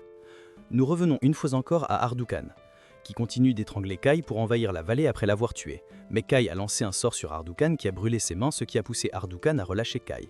Nata était stupéfait en voyant cela et Burik était également surpris par la capacité de Kai à lancer des sorts. Ardukan a tenté d'empêcher Kai de lui lancer des sorts, mais Kai l'a ignoré et a de nouveau lancé un sort de feu sur lui. Mais il l'a bloqué et a attaqué Kai, lui infligeant un coup qui l'a fait tomber au sol. Tout cela parce qu'il avait d'un esprit fort en lui. Nous passons ensuite à Nada, qui sait que les porteurs du testament bénéficient d'une grande protection de l'esprit qui habite en eux. Puis Kai sortit son poignard. Sachant qu'Ardukan avait une peau épaisse et pouvait guérir de n'importe quelle blessure, et que la magie n'était pas non plus efficace contre lui, il se demanda ce qu'il pourrait faire à son sujet. Ensuite, Nodiken saisit sa hache et chargea Kai. Pendant ce temps, Elsa apparut, montrant une profonde inquiétude en voyant des soldats se préparer à la bataille, car les bêtes macaques s'approchaient d'eux. Nous revenons à Kai, qui tentait de frapper Ardukan. Mais son coup finit par briser son couteau sans toucher Ardukan, ce qui le fit tomber au sol et lâcher son sac, éparpillant la nourriture qu'il aimait. Les Korors étaient émerveillés par la force d'Ardukan Dukan. Nous passons ensuite à Nada, qui remarqua que le pouvoir que Kai avait pouvait tomber entre les mains de sous-hommes. Nous revenons maintenant à Ardukan, qui se moquait de Kai parce que sa force intérieure n'était pas puissante. Kai était en colère, car il devait protéger la vallée. Il regarda alors la nourriture, réfléchissant à plusieurs choses et se dit qu'il y avait autre chose qu'il pouvait faire. Kai commença à rassembler sa nourriture, mais Ardukan ne lui laissa pas de chance et lui ordonna de partir puisqu'il avait perdu la volonté de résister. Il réprimanda Kai, disant que pour vaincre un porteur du testament, Kai devait résister aux lois du monde naturel de Nag. Kai rassemblait ses forces, et alors que les membres orques encouragèrent Ardukan à tuer Kai, lorsque Ardukan leva son arme pour éliminer Kai et visa un coup contre lui, Kai s'éleva dans les airs et frappa Ardukan en premier, lui tranchant le bras. Cela causa une douleur immense à Ardukan, étonnant tout le monde, lorsque Artikan attaqua à nouveau Kai. Kai prépara la lame de vent qui défiait les lois de la nature et frappa à nouveau Ardukan, causant une blessure significative sur son corps et il tomba au sol, vaincu. Nous passons à Nada, qui était émerveillé par l'utilisation par Kai d'un pouvoir extraordinaire dont personne n'avait entendu parler avant récemment. Puis nous passons à Josie, qui montrait des signes d'extrême fatigue en marchant. Elle s'effondra au sol, une grande blessure apparaissant sur son pied, la faisant perdre connaissance. Nous revenons ensuite à Kai, qui absorbait le pouvoir d'Ardukan. Pendant ce temps, les autres orques ressentaient une profonde tristesse pour leur leader et étaient également remplis de rage. Le pouvoir se manifestant en Kai après qu'il eut fini de boire, résultant en une forte aura qui ferma les yeux de tout le monde à cause de sa puissance, forçant les orques à fuir de peur.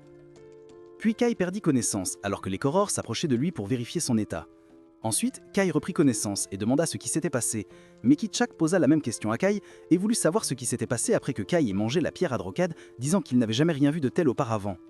Kai pensa que c'était une circonstance exceptionnelle, mais Boric croyait qu'un guerrier comme Adrokan avait un grand pouvoir spirituel, pourtant Kai parvint à le vaincre.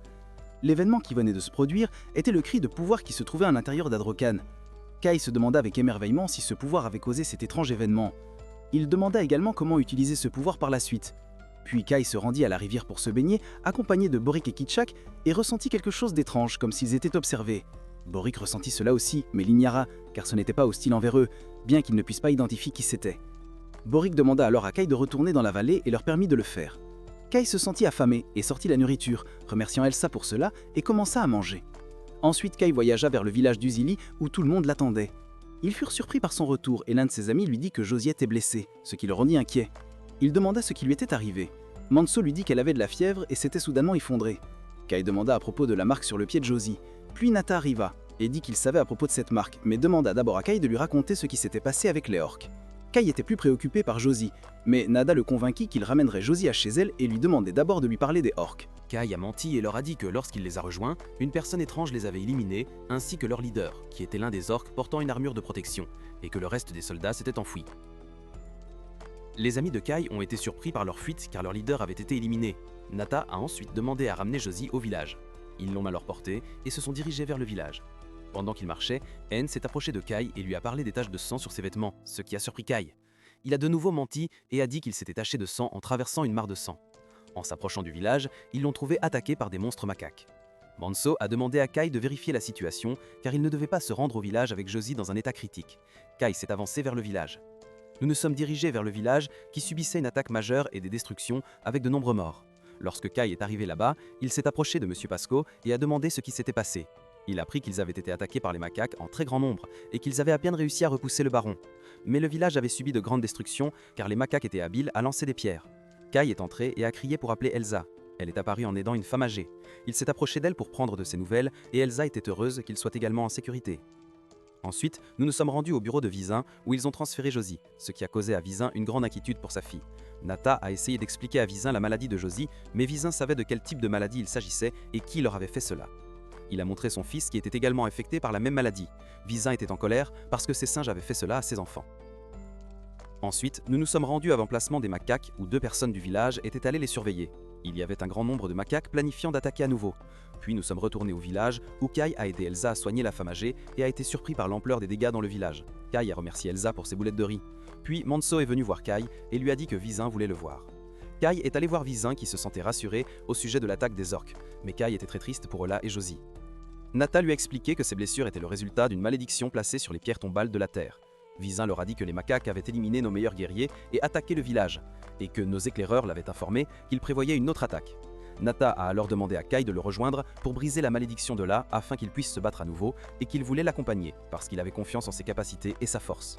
Vizin leur a dit qu'ils iraient dans les villages abandonnés où chaque tombe est traitée mensuellement et leur a dit qu'il devait aller dans 2 villages pour guérir son fils. Soudain, Eida a attrapé Wal puis a tenu Vizin. Kai lui a demandé ce qui se passait. Il l'a informé que cette mission devait réussir car ils étaient dans une course contre la montre et comptaient sur lui. Kai a accepté cela.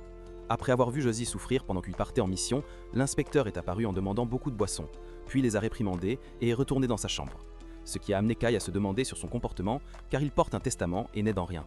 Ensuite, ils ont marché et ont convenu qu'ils se retrouveraient à la porte nord lorsqu'ils seraient prêts à partir. Puis Kai alla voir Elsa et lui dit que les boulettes de riz étaient très délicieuses et qu'elle l'avait sauvé du danger, ce qui rendit Elsa heureuse. Ensuite, il lui dit qu'il devait partir à nouveau, mais qu'elle ne devait pas s'inquiéter pour lui. Il reviendrait immédiatement cette fois-ci, et après avoir terminé cela, il l'emmènerait dans un endroit spécial où il pourrait manger des boulettes de riz seul. Puis Kai prit la main de Elsa et lui dit qu'elle attendait son retour. Ensuite, Kai alla voir Nada et lui donna quelque chose de fisant qui serait utilisé pour briser la malédiction. Puis il lui demanda s'il était allé voir quelqu'un, mais Kai nia cela, ce qui amena Nada à lui faire savoir qu'il était le 2e fils d'un noble et qu'il étudiait très dur, mais qu'il n'avait pas été choisi comme porteur de testament, car il n'appartenait plus à la Patarie. Il alla au monastère et commença à s'entraîner quotidiennement, et sa vie était remplie de joie, même dans les moments de tristesse. Et c'est ce qu'ils doivent protéger. Ensuite, ils partirent et se déplacèrent vers le village d'Ilg où la première malédiction serait levée. Puis Nada utilisa son pouvoir pour explorer combien de macaques étaient à l'intérieur, mais Kai sentit que c'était cela qu'il observait. Pendant son combat avec les orques, Nada entendit Kai dire de se battre, mais Kai confondit le sujet. Ensuite, Nada lui dit qu'il avait appris cette technique au monastère et qu'à travers cette technique, il pouvait voir n'importe quoi, peu importe la distance. Puis il lui parla de la présence de seulement 5 gardes et lui demanda d'y aller.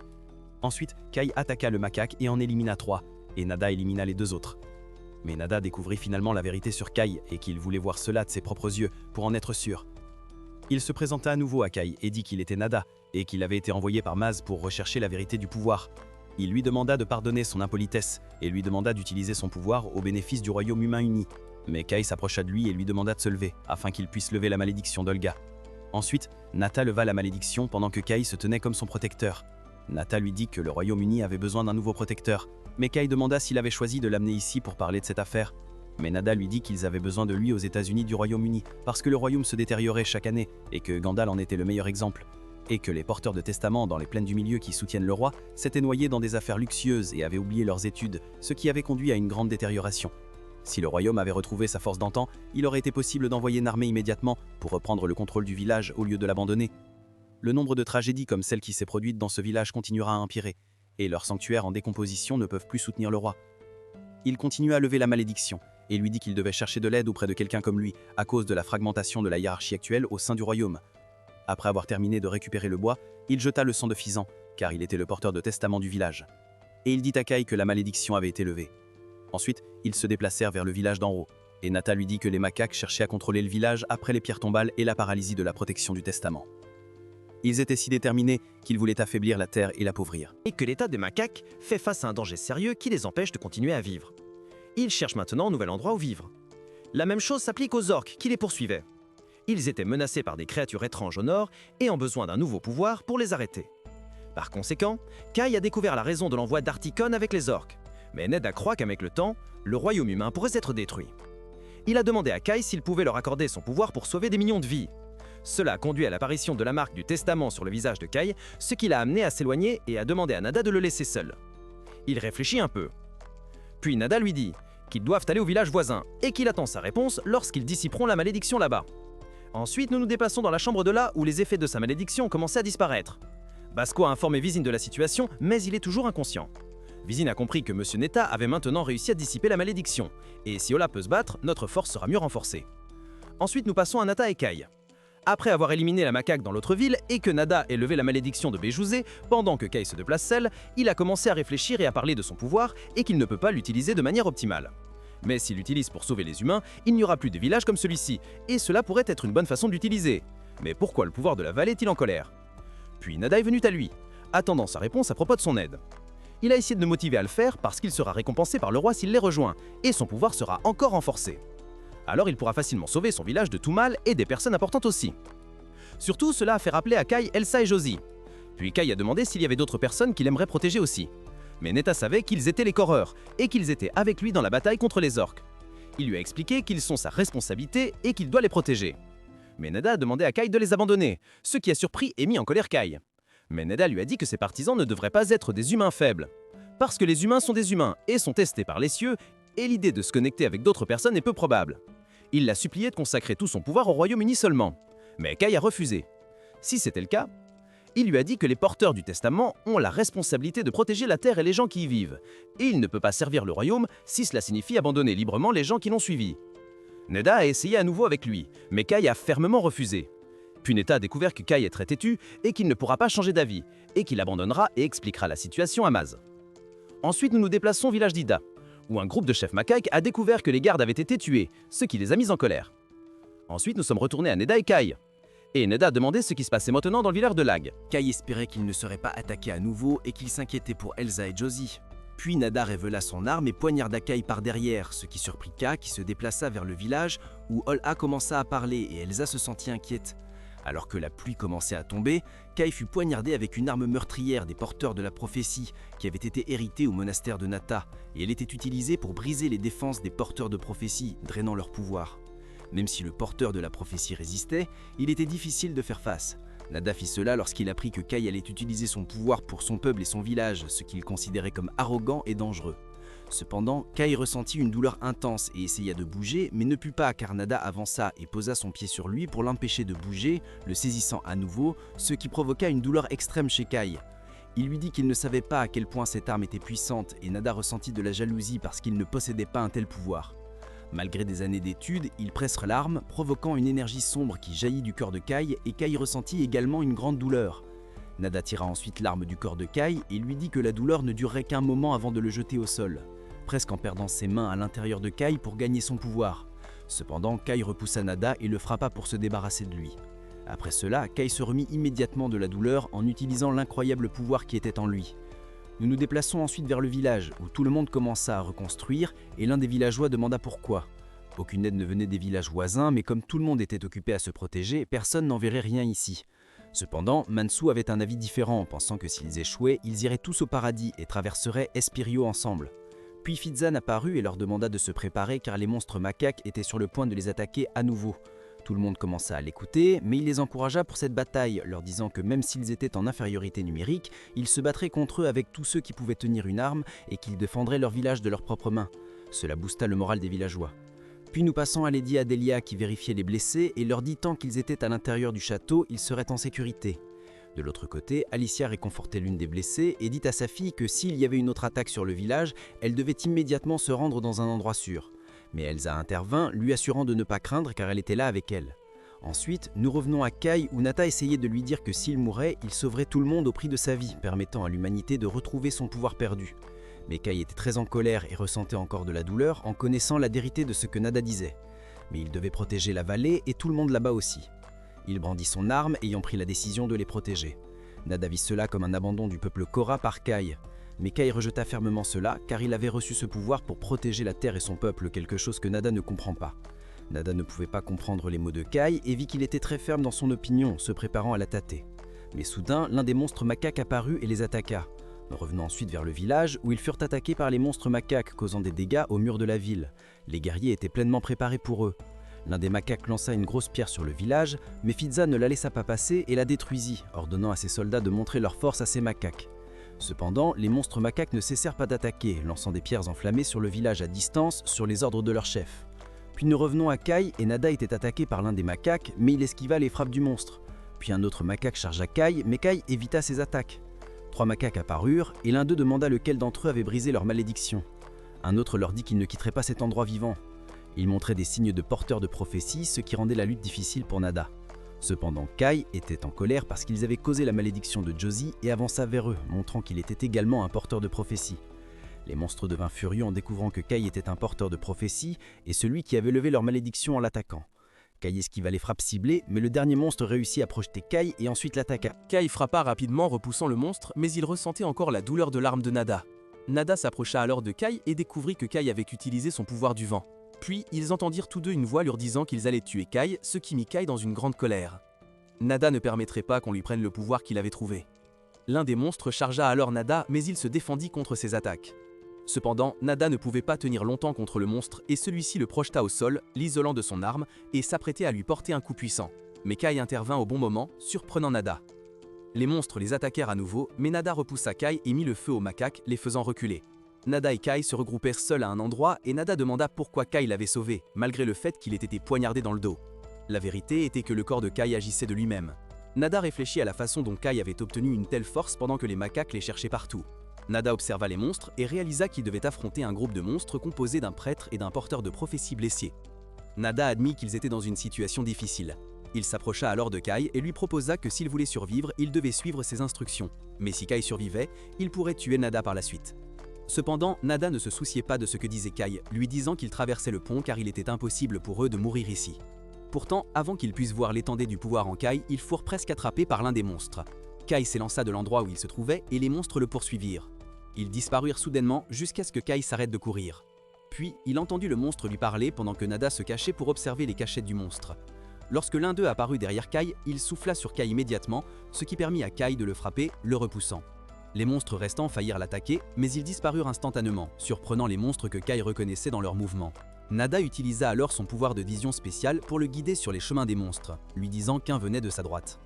Le monstre s'apprêtait à attaquer Kai, mais il l'élimina. Nada était stupéfait par le pouvoir de Kai. Puis, Nada fut pris au dépourvu lorsqu'un monstre attaqua Kai par-dessus, se précipitant vers lui pour le sauver. Cependant, Kai le frappa, l'éliminant. Pendant que Nada était surpris par la force de Kai et se dirigeait vers lui, le troisième monstre chargea vers lui. Nada tenta de le frapper, mais cela n'affecta pas le monstre. Le monstre réussit à blesser Nada, mais fut surpris par une attaque de Kai, ce qui l'empêcha d'échapper au coup de Kai et il fut tué. Mais Nada cracha du sang et était au bord de la mort, ce qui rendit Kai triste pour lui. Nous passons maintenant au premier porteur qui se réveilla et demanda ce qui lui était arrivé. Il regarda Juicy pour prendre de ses nouvelles, puis ressentit un tremblement de terre. Il gronda les macaques pour avoir causé cela, essayant de les poursuivre mais fut arrêté par son infirmière en raison de son état terrible. Il demanda à l'infirmière, Akoy, de lui apporter ses vêtements et son épée afin qu'il puisse leur montrer la force de sa famille. Akoy était prête à tout faire pour lui, pour le soutenir. Nous revenons ensuite à Kai qui tenta de guérir Nada. Nada pensa que Kai allait le tuer par la suite. Il lui demanda pourquoi, après l'avoir sauvé. Son corps agissait de nouveau de lui-même. Mais Kai dit à Nada de se taire un moment et de boire cette potion. Nada ne voyait pas l'intérêt. Depuis qu'ils avaient obtenu la pierre de pouvoir, sa vision s'estompait.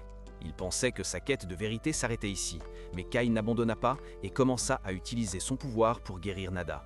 Nada fut à nouveau émerveillé par le sort de guérison de Kai, le trouvant étrange par rapport à lui. Demandant si la vallée lui avait accordé ce sort, Kai lui dit que c'était loin de la teinte humaine et qu'il avait essayé de contrôler des esprits. Nada leva les mains vers le ciel, souhaitant voir le pouvoir intérieur de Kai. Il dit à Kai qu'à l'endroit où il allait maintenant, il trouverait Iburyu et mourrait ensuite, alors que la pluie tombait sur eux. Puis nous avons vu un changement vers le village, où Josie se réveilla également, surprise de se retrouver dans la chambre de son père. Elle se souvenait qu'elle s'était évanouie dans le village d'Uzili. Sa servante s'approcha d'elle pour prendre de ses nouvelles, mais un tremblement de terre se produisit à la suite des monstres attaquant le village.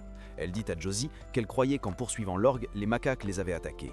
La servante portait un message de son père indiquant que pendant les épreuves, elle devait fuir le village et se sauver, ce qui surprit Josie d'entendre de tels mots de son père alors que les monstres continuaient d'attaquer le village. Puis nous sommes revenus à Josie où sa servante lui dit que Fizan ne voulait pas qu'elle se batte. Josie pensa que son père la voyait comme inutile au combat et qu'elle ne pouvait pas se battre parce qu'elle était une femme. Elle quitta alors sa chambre et vit de nombreuses femmes et enfants à l'extérieur. Lorsqu'elle demanda ce qui se passait, la servante lui dit qu'ils étaient là sur les ordres de Fizan. Mais Josie ne voulait pas cela et leur demanda d'utiliser sa chambre privée, les rassurant qu'ils feraient face aux monstres et réussiraient à les chasser. Ensuite, 2 des gardes se rendirent dans la chambre de l'inspecteur mais ne trouvèrent personne, pensant qu'il avait participé à la bataille, tandis que l'autre croyait qu'il avait échappé. Pendant ce temps, nous avons changé pour l'inspecteur qui essayait de s'échapper avec ses assistants et faillit se faire frapper par un singe, mais l'esquiva. L'inspecteur s'exclama « Où est Nada, le inutile ? Quand j'avais besoin de lui, je ne pouvais pas le trouver. » Ensuite, nous sommes passés à Elsa, qui apportait de la nourriture aux guerriers et souhaitait que la nourriture soit meilleure que cela. Mais il y en avait plus et Elsa allait leur en apporter. Un des guerriers la remercia mais l'avertit du danger de l'endroit en ce moment. D'autre part, l'inspecteur ordonna à ses assistants d'ouvrir la porte pour qu'ils puissent retourner à la capitale. Les guerriers pensaient qu'il les aidait dans la bataille, mais ils furent surpris de découvrir qu'il voulait retourner à la capitale et les abandonner aussi. Cependant, l'assistant de l'inspecteur ne pouvait pas bouger la porte car elle était très solide. L'inspecteur se mit très en colère et s'approcha de la corde, la soulevant pour ouvrir la porte. Mais un guerrier s'approcha de lui et lui dit que Vizan avait ordonné que la porte reste fermée à tout prix, car si la porte s'ouvrait, le macaque entrerait. Le guerrier lui demanda de s'arrêter, mais l'inspecteur poignarda le guerrier avec son arme pour le dégager. Et les autres guerriers faillirent attaquer l'inspecteur. Mais il prit Elsa en otage et leur dit de reculer, les avertissant de ne pas la toucher. Il prétendit qu'il se moquait de ce qui arrivait à ce village reculé. Même s'ils s'entretuaient, cela ne l'importait pas du tout. Puis sa carriole vint à lui, et après cela, il coupa la corde jusqu'à ce que la porte s'ouvre, ce qui mit en colère Visan en voyant cela. Ensuite, l'inspecteur s'enfuit avec Elsa, et quand ils essayèrent de refermer la porte, le macaque réussit à empêcher la porte de se verrouiller, et ils entrèrent dans le village, faisant face aux guerriers. Puis les macaques attaquèrent les guerriers, mais Visan vint à leur rencontre et les frappa, éliminant un groupe d'entre eux. Lorsque des macaques s'approchèrent de lui, il demanda aux guerriers de protéger son dos et de laisser les macaques à lui. Il a menacé les macaques et sa colère a fait apparaître la marque du pouvoir sur son visage, ce qui a effrayé les macaques. Ensuite, nous passons à Kai, qui se précipite vers le village et doit arriver au bon moment. Puis, nous nous déplaçons vers le village et l'un des fonctionnaires voit que les macaques ciblent la pierre de pouvoir que possède Vicen. Ensuite, nous passons à l'inspecteur Lee, qui croit que c'est la fin du village et qu'il a sauvé Ilsa, qui devrait lui être reconnaissante. Il a essayé de poser sa main sur elle, mais elle l'a arrêté avec force. Ensuite, nous nous déplaçons vers le village et Vicen a des macaques qui sont surpris que tous les guerriers portent la volonté. Mais les guerriers ne l'avaient dessiné que sur leur visage pour effrayer les macaques. Ensuite, les guerriers ont attaqué les macaques. Puis l'un des guerriers a demandé aux soldats d'essayer de fermer la porte s'ils en avaient l'occasion et de ne laisser entrer aucun des monstres. Ensuite, Mansu a tué l'un des macaques après qu'ils aient verrouillé la porte. Il pensait être en sécurité maintenant, mais des pierres étaient lancées par les macaques restant à l'extérieur. Les guerriers pensaient que la porte allait s'ouvrir à nouveau. Ensuite, un garde leur a dit que les macaques s'étaient rassemblés devant la porte, ce qui a surpris Vicen. Mais l'un des fonctionnaires a demandé à Vicen de fuir maintenant car il est le plus fort sur Terre et puisqu'il est en sécurité, ce village sera reconstruit après cela. Il lui a demandé de prendre le relais après cela. Et les autres ont également demandé cela à Vicen car à leurs yeux, il est maintenant comme un porteur de la volonté à travers le dessin du tatouage sur leur visage. Ensuite, nous passons à Kai, qui continue d'aller rapidement vers eux. Lorsqu'il est arrivé, il a vu de nombreux macaques à l'extérieur, ce qui l'a mis en colère. Mais l'attention des macaques s'est tournée vers Kai. Ensuite, Kai les a attaqués, ce qui a fait apparaître la marque du porteur de la volonté. Ensuite, nous passons à Vicen qui dit au revoir aux guerriers. Il a demandé au fonctionnaire Flynn de prendre soin de Josie, sa fille, et de ne pas laisser les macaques prendre le contrôle de cette terre. Flynn a demandé à Vicen ce qu'il ferait après cela, mais Vicen n'a pas répondu et a dit qu'il devait rester ici avec les soldats et les fils du château. Il a également demandé à Flynn de ne pas s'inquiéter pour eux. Si la bataille commençait et se terminait en leur faveur, ils chercheraient un moyen de s'échapper. Ensuite, les macaques ont réussi à briser la porte du village et sont entrés pour attaquer les soldats. Ensuite, Vicen les a attaqués et a réussi à les éliminer, ce qui a émerveillé Mansu par sa force et par le fait que c'était le pouvoir de la pierre de pouvoir. Ensuite, Mansu a demandé au reste des soldats d'attaquer. Ensuite, Vicen a fait face à l'un des macaques qui avait le symbole du porteur de la volonté. Comme lui, le macaque l'a menacé en disant qu'il prendrait la pierre de pouvoir. Ensuite, nous passons à Ola, qui essaye de les aider dans le combat, mais il compte sur son assistance. Ensuite, Ola leur a demandé de ne pas aider et leur a demandé de rentrer à nouveau dans le château et qu'ils devaient prouver aux macaques qu'ils existent. Ensuite, il les a attaqués. Puis nous avons vu Josie qui s'est dit qu'elle pensait s'être rétablie et qu'elle pouvait maintenant se battre. Elle a saisi la lance Ozli que le guerrier utilisait pour se battre afin de défendre son peuple et Fater. Elle insistait pour dire qu'elle se battrait maintenant. Tout le monde était émerveillé par l'arrivée de Ola. Puis Azula frappa l'un des macaques, l'éliminant. Lorsque les guerriers virent Ola à leur côté également, cela augmenta leur enthousiasme. Mais Vicen pensait que Ola n'avait pas encore été guéri. Cependant, Ola frappa l'un des macaques portant la volonté, mais il ne fut pas affecté et cela entraîna la rupture de l'épée de Ola. Ensuite, le macaque portant la volonté frappa Ola, mais Josie intervint au bon moment. De plus, le symbole du porteur de volonté apparut sur Josie, ce qui surprit beaucoup Vicen. Josie attaqua le macaque et lui coupa la tête. Les guerriers continuèrent à éliminer les macaques et Vicen et Josie continuèrent également à le faire. L'un des soldats tenta d'arrêter Ola à cause de sa maladie, mais il refusa car il pouvait se battre. Puis Ola attaqua l'un des macaques et lui porta un coup fort et puissant, affirmant qu'il n'accepterait pas leur malédiction du tout. Mais Vicen continua également à frapper l'autre macaque qui portait la volonté. Il avoua à Josie qu'il l'avait sous-estimée parce qu'elle était une femme et qu'il ne savait pas qu'elle était une combattante forte. Mais l'un des macaques dit que la porteuse de volonté ne vous sera d'aucune aide car il y a beaucoup de macaques de l'or. Mais Vicen vit que le reste des macaques avait changé de direction vers le village et se demanda ce qui se passait pendant que les macaques souffraient dehors des coups de Kai. Lorsque Kai apparut à Vicen, il lui envoya son arme traditionnelle. Lorsque Kai saisit son arme, il affronta les macaques seuls et réussit à en éliminer certains, ce qui étonna tout le monde.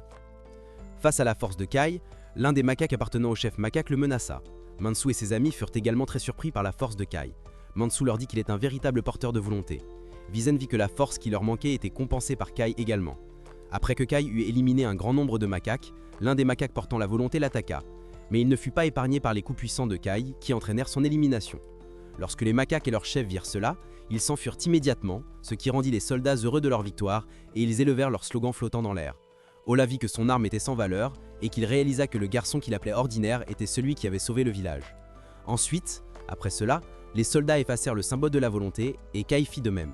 Mais Josie pensa qu'il lui mentait car elle voyait qu'il était aussi un porteur de volonté. Ensuite, Vizen s'approcha de Kai et lui demanda des nouvelles de Nada. Mais Kai lui dit qu'il était mort après avoir levé la malédiction et affronté les macaques, ce qui étonna Vizen. Puis Kai lui dit qu'ils avaient affronté 3 des porteurs de volonté, donc tout ce qu'ils avaient à faire était de se défendre. Mais Vizen pensait que Nada était assez fort pour tuer les macaques. Mais Kai lui dit qu'il s'était battu avec eux à égalité. Mais il est mort et Kai n'a pas pu lui rendre un enterrement approprié, mais Vizen enverra un soldat récupérer son corps. Puis la sœur d'Ilsa arriva et dit à Kai qu'Ilsa n'était pas encore revenue. Kai pensait qu'elle avait évacué les lieux, mais sa sœur ne l'avait pas vue. Après avoir distribué la nourriture aux soldats, Mansu vit l'inspecteur kidnapper une fille dans sa voiture. Mais Kai courut rapidement pour la rattraper. Mansu fut surpris qu'il puisse rattraper la voiture rapide et se demanda comment cela était possible. Ensuite, nous passâmes à l'inspecteur qui était en route pour la capitale. L'inspecteur demanda à son assistant combien il leur restait. Lorsqu'il apprit qu'il leur restait 1000 km, il attaqua à nouveau Ilsa et essaya de lui montrer son amour. Mais l'inspecteur sentit quelque chose de grand s'approcher d'eux. Il utilisa alors son symbole de volonté et vit Kai sur leur chemin. Ilsa vit également Kai et se sentit heureuse. Puis l'inspecteur tenta de tirer des flèches sur Kai, mais Ilsa le poussa, faisant tomber la flèche de ses mains, ce qui mit l'inspecteur en colère contre Ilsa. Mais les chevaux ressentirent aussi une peur qui entraîna le renversement de la carriole. Les chevaux s'enfuirent après avoir détaché leurs liens, ce qui entraîna la mort de l'un des assistants de l'inspecteur, et l'incident de l'inspecteur tombant au sol, incapable de bouger. Ensuite, Kai s'approcha de la carriole et vit Ilsa, mais l'arme de l'inspecteur était enfoncée dans son corps. Alors Kai la prit et la sortit de la carriole, lui disant qu'il allait la sauver. Il utilisa sa magie pour cela et renouvela les cellules d'Ilsa. Mais Kai fut surpris que cela ne fonctionnait pas, et pensa que c'était à cause des nombreuses blessures, et se demanda quoi faire. Puis le pouvoir du porteur de volonté apparut à l'inspecteur, ce qui le fit se relever et se guérir également.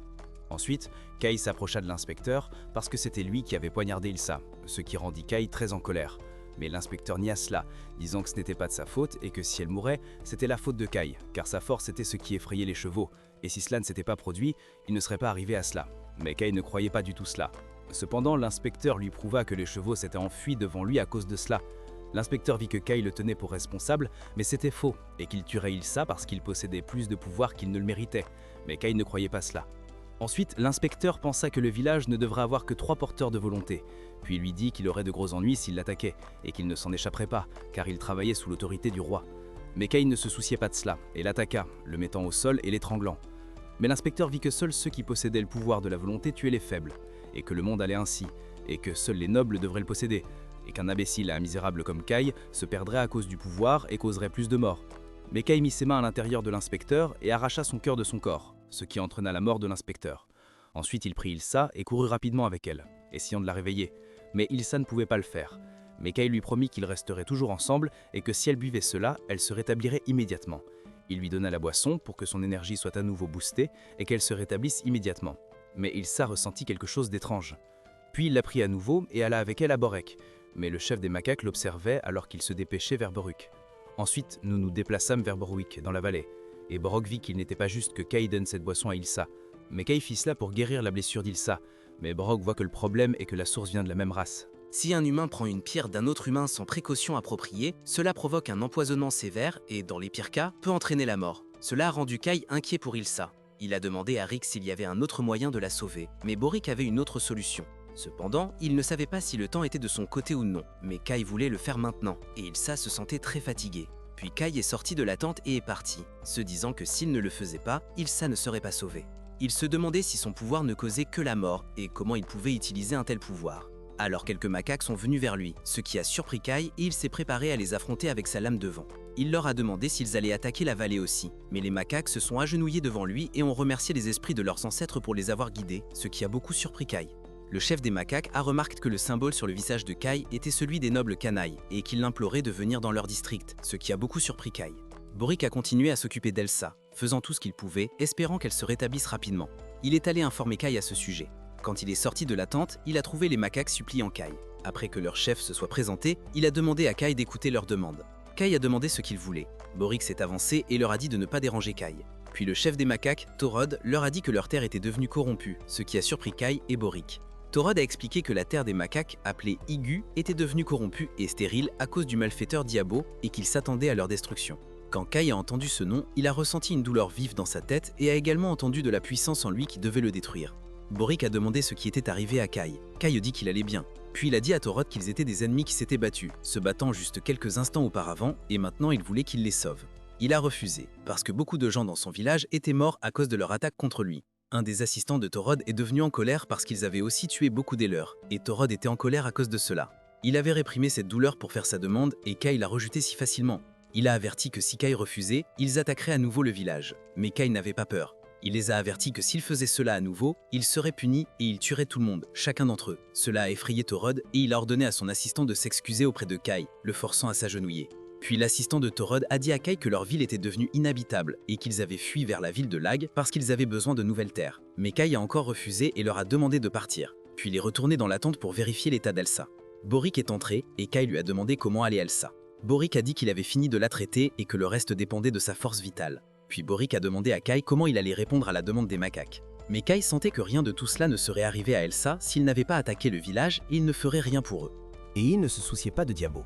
Mais Boric avait été témoin de la supplication des macaques, qui avait été faite selon les anciennes lois, et il ne pouvait pas l'ignorer. Il savait que c'était difficile pour Kai, mais le pouvoir de contrôle l'obligeait à agir ainsi. Pour eux, c'était le pouvoir de contrôle. Mais pour les macaques, c'était le puissant kunai. Et ils l'appelaient par deux noms différents. Mais c'était le même pouvoir qui les aidait, et ce pouvoir transcendait les barrières entre les races pour prendre soin de tout. Lorsque l'équilibre du monde était perturbé, ces pouvoirs le rétabliraient. Alors Kai réalisa que c'était une grande responsabilité et que Boric lui demandait de sauver le monde. Boric confirma qu'il était en effet celui qui devait sauver le monde, ce qui surprit Kai. Il demanda si Boric s'attendait à cela de sa part. Ensuite Boric le supplia et lui dit que personne d'autre ne possédait le pouvoir de la vallée, et que l'utiliser pour aider le monde était son destin. Puis Kai quitta la tente et les macaques l'attendaient. Il les ignora en passant à côté d'eux, puis se tourna vers le pouvoir de la vallée et se demanda s'il devait vraiment sauver le monde et si le pouvoir de la vallée était si spécial. Il réalisa que c'était son destin de sauver le monde et que s'il ne le faisait pas, les macaques attaqueraient à nouveau son village, ce qui le mit très en colère. Il demanda à la vallée pourquoi elle lui avait donné ce pouvoir, puis il s'approchait des fleurs et faillit les tuer. Mais Rio apparut et lui demanda de s'arrêter car la fleur n'était pas responsable. Alors il se retint de la tuer et s'en alla, ce qui effraya Aroy qui se demanda ce qui se passait. Ensuite nous passons à Borek, qui était surpris que les macaques parlent si couramment les langues humaines. Il remarqua aussi que l'assistant de Torod était un apprenant rapide. Mais l'assistant de Torod trouva les langues humaines difficiles et épuisantes à apprendre. Puis Kai les rejoignit et dit à Borok qu'il se rendait au village de Lag. L'assistant de Torod demanda si Kai avait refusé de les aider, ce qui mit Kai en colère, qui lui dit qu'il y réfléchissait encore. Puis il demanda à Borak de s'occuper d'Elsa pendant son absence, afin que les villageois ne s'inquiètent pas pour lui lorsqu'il partirait. Torod demanda si Kai allait tuer Diabo, mais Boric pensa que Kai ne leur donnerait pas de réponse maintenant. Mais il n'était pas du genre à fuir. Ensuite, Kai se rendit au village, et tout le monde se rassembla autour de lui pour prendre de ses nouvelles. Un de ses amis lui demanda des nouvelles de l'inspecteur, mais Kai nia avoir pu le rattraper, et que Elsa était avec lui. Puis un de ses amis lui demanda de se reposer car il était fatigué. Mais Kai demanda à voir Vézine d'abord pour lui dire quelque chose. Ensuite, il se rendit chez Vizan et lui dit que les macaques attaqueraient à nouveau, ce qui inquiéta certains responsables qui refusèrent complètement cela et dirent qu'ils devaient découvrir où ils se trouvaient pour les éliminer. Ils proposèrent quelques idées, comme informer le royaume de Larsa pour qu'il leur envoie une armée, et informer également les villages voisins. Alors que Kai s'apprêtait à partir, Vizen l'appela et lui dit qu'il était émerveillé par sa force au combat, loua son pouvoir et dit qu'il avait de grands espoirs pour lui à l'avenir. Ensuite, Kai se rendit au bas du village et appela Lisa, la sœur d'Elsa, et demanda des nouvelles de sa sœur. Mais Kai ne pouvait pas lui répondre, ni lui parler de la maladie d'Elsa. Puis José s'approcha d'eux, et vit Lisa en colère contre Kai, parce qu'il lui avait dit qu'il ramènerait Elsa, mais il ne l'avait pas fait. Elle pleura et s'en alla. Ensuite, José s'approcha de Kai, et lui dit que nous avions perdu beaucoup d'âmes dans cette bataille, donc nous devions nous battre, et cela causa une grande tristesse à beaucoup de gens. Mais tout le monde mourrait dans le futur, et si ce n'était pas pour cette bataille, Elsa serait ici maintenant. Quand il regardait les soldats portant les macaques, Josie se demandait si quelqu'un pleurait aussi sur leur mort. Mais Kai voyait qu'ils s'étaient infligé cela eux-mêmes. Puis Ola apparut et demanda à Kai si c'était les proies qu'il avait tués. Lorsque Kai confirma, Ola lui demanda pourquoi il faisait la moue, et qu'il devrait être heureux et fier de lui à cause de tous ces singes. Mais Kai ne se sentait pas fier, ce qui mit Ola en colère, qui lui demanda d'être très fier de lui, ce qui est un Akai. Ola leur dit que s'il n'était pas maudit, il aurait pu faire cela, car il devait se distinguer dans la bataille, et que s'il réussissait, les nouvelles de ce village se répondraient, et leur réputation s'améliorerait considérablement, devenant une prospérité pour le village de Lag. Ensuite, il s'approcha des cadavres avec colère et dit qu'ils auraient dû être ses proies, puis il sortit son épée et les poignarda alors qu'ils étaient morts. Mais Josie essaya de l'arrêter, car rabaisser les cadavres ne lui donnerait pas de gloire. Mais Ola ne pouvait pas supporter cela, et était sur le point de les poignarder à nouveau. Mais Kai l'arrêta, et lui demanda de s'arrêter, ce qui mit Ola en colère, qui poussa Kai au sol, et lui demanda de ne pas s'exciter trop, parce que peu importe ce qu'il faisait, il ne le surpasserait pas. Mais Kai lui dit qu'il détestait aussi les macaques, et que s'il avait pu les empêcher d'attaquer, il l'aurait fait. Mais Ola n'était pas convaincu, car la bataille entre les humains et les créatures humanoïdes durait depuis des générations. Kai demanda combien de temps la bataille continuerait, et s'il continuerait à s'entretuer, et qu'il ne pouvait pas continuer cela éternellement. Puis Kai partit, ce qui mit Ola en colère, car Kai était venu prêcher, et il n'était pas porteur d'un commandement pour faire cela. Mais Josie vit l'opposé de Ola, et Ola vit que c'était des absurdités de la part de Josie. Puis Kai alla voir Vissin et lui demanda de lui permettre d'aller vérifier les macaques, et qu'il reviendrait dans quelques jours, ce qui surprit Vissin qui venait juste de revenir, et voulait repartir, et quitter le village. Il lui demanda s'il lui cachait quelque chose, mais Kai nia cela. Mais Vissin vit qu'il ne voulait pas lui dire, et qu'il savait ce qui se passait dans son esprit. Puis il s'approcha de lui pour lui dire quelque chose qu'il devait garder à l'esprit, et qu'il avait montré un pouvoir presque équivalent à celui des porteurs de commandement. Il lui dit qu'il possédait du pouvoir, et qu'il pouvait grimper par-dessus les murs que les gens ordinaires ne pouvaient pas escalader ni même briser. Quand il ferait face à un énorme monstre, il ne devrait pas fuir, et il était possible de le déchirer car il possédait un grand pouvoir, et lui dit de ne pas hésiter à l'utiliser. Kai accepta la demande de Vissin. Ensuite, nous passons à Mansu, qui remet à Kai une nouvelle lance pour se défendre au cas où il rencontrerait des macaques. Il lui dit de s'enfuir d'eux, et partit. Mais Josie l'arrêta et lui demanda de prendre ce nouveau couteau. Kai fut surpris, car ce couteau lui appartenait. Mais Josie ne le voulait pas car Kai en avait plus besoin. Elle lui assura qu'il était très bon et qu'il serait difficile pour lui de ne pas utiliser avec force. Josie l'informa qu'il avait été transmis à travers des générations de la famille royale et l'exhorta à ne pas hésiter à l'utiliser, car s'il le faisait, il ne pourrait pas se battre à pleine puissance. Puis Kai décida de partir. S'arrêta et regarda le village, se demandant s'il reviendrait ou non. Pourrait-il vraiment faire ce qu'il s'apprêtait à faire? Il prit sa décision, qu'il le ferait et donnerait le meilleur de lui-même. Il continua ensuite. Ensuite, nous déplaçons vers les soldats Koror qui remettent à Kai une nouvelle lance pour se défendre au cas où il rencontrerait des macaques, et lui dit de s'enfuir d'eux et partir. Mais Josie l'arrêta et lui demanda de prendre ce nouveau couteau. Kai fut surpris, car ce couteau lui appartenait. Mais Josie ne le voulait pas, car Kai en avait plus besoin. Elle lui assura qu'il était très bon et qu'il serait difficile pour lui de ne pas l'utiliser avec force. Josie l'informa qu'il avait été transmis à travers des générations de la famille royale et l'exhorta à ne pas hésiter à l'utiliser, car s'il le faisait, il ne pourrait pas se battre à pleine puissance. Puis Kai décida de partir, s'arrêta et regarda le village, se demandant s'il reviendrait ou non. Pourrait-il vraiment faire ce qu'il s'apprêtait à faire? Il prit sa décision, qu'il le ferait et donnerait le meilleur de lui-même. Il continua ensuite. Ensuite, nous nous déplaçons vers les soldats Koror qui enterrent la charrette de l'inspecteur pour que personne ne découvre ce qui s'est passé. Puis Kai se rend au Waldi et Taroud est surpris que Kai les aide. Mais Kai stipule qu'ils ne doivent pas attaquer le village des humains pendant son absence. Ensuite, les macaques font des promesses à Kai de ne pas attaquer le village. Puis Borak leur parle de la rancœur entre les humains et les macaques et que Kai ne devrait pas partir comme ça, car il n'y a pas d'obstacle objectif.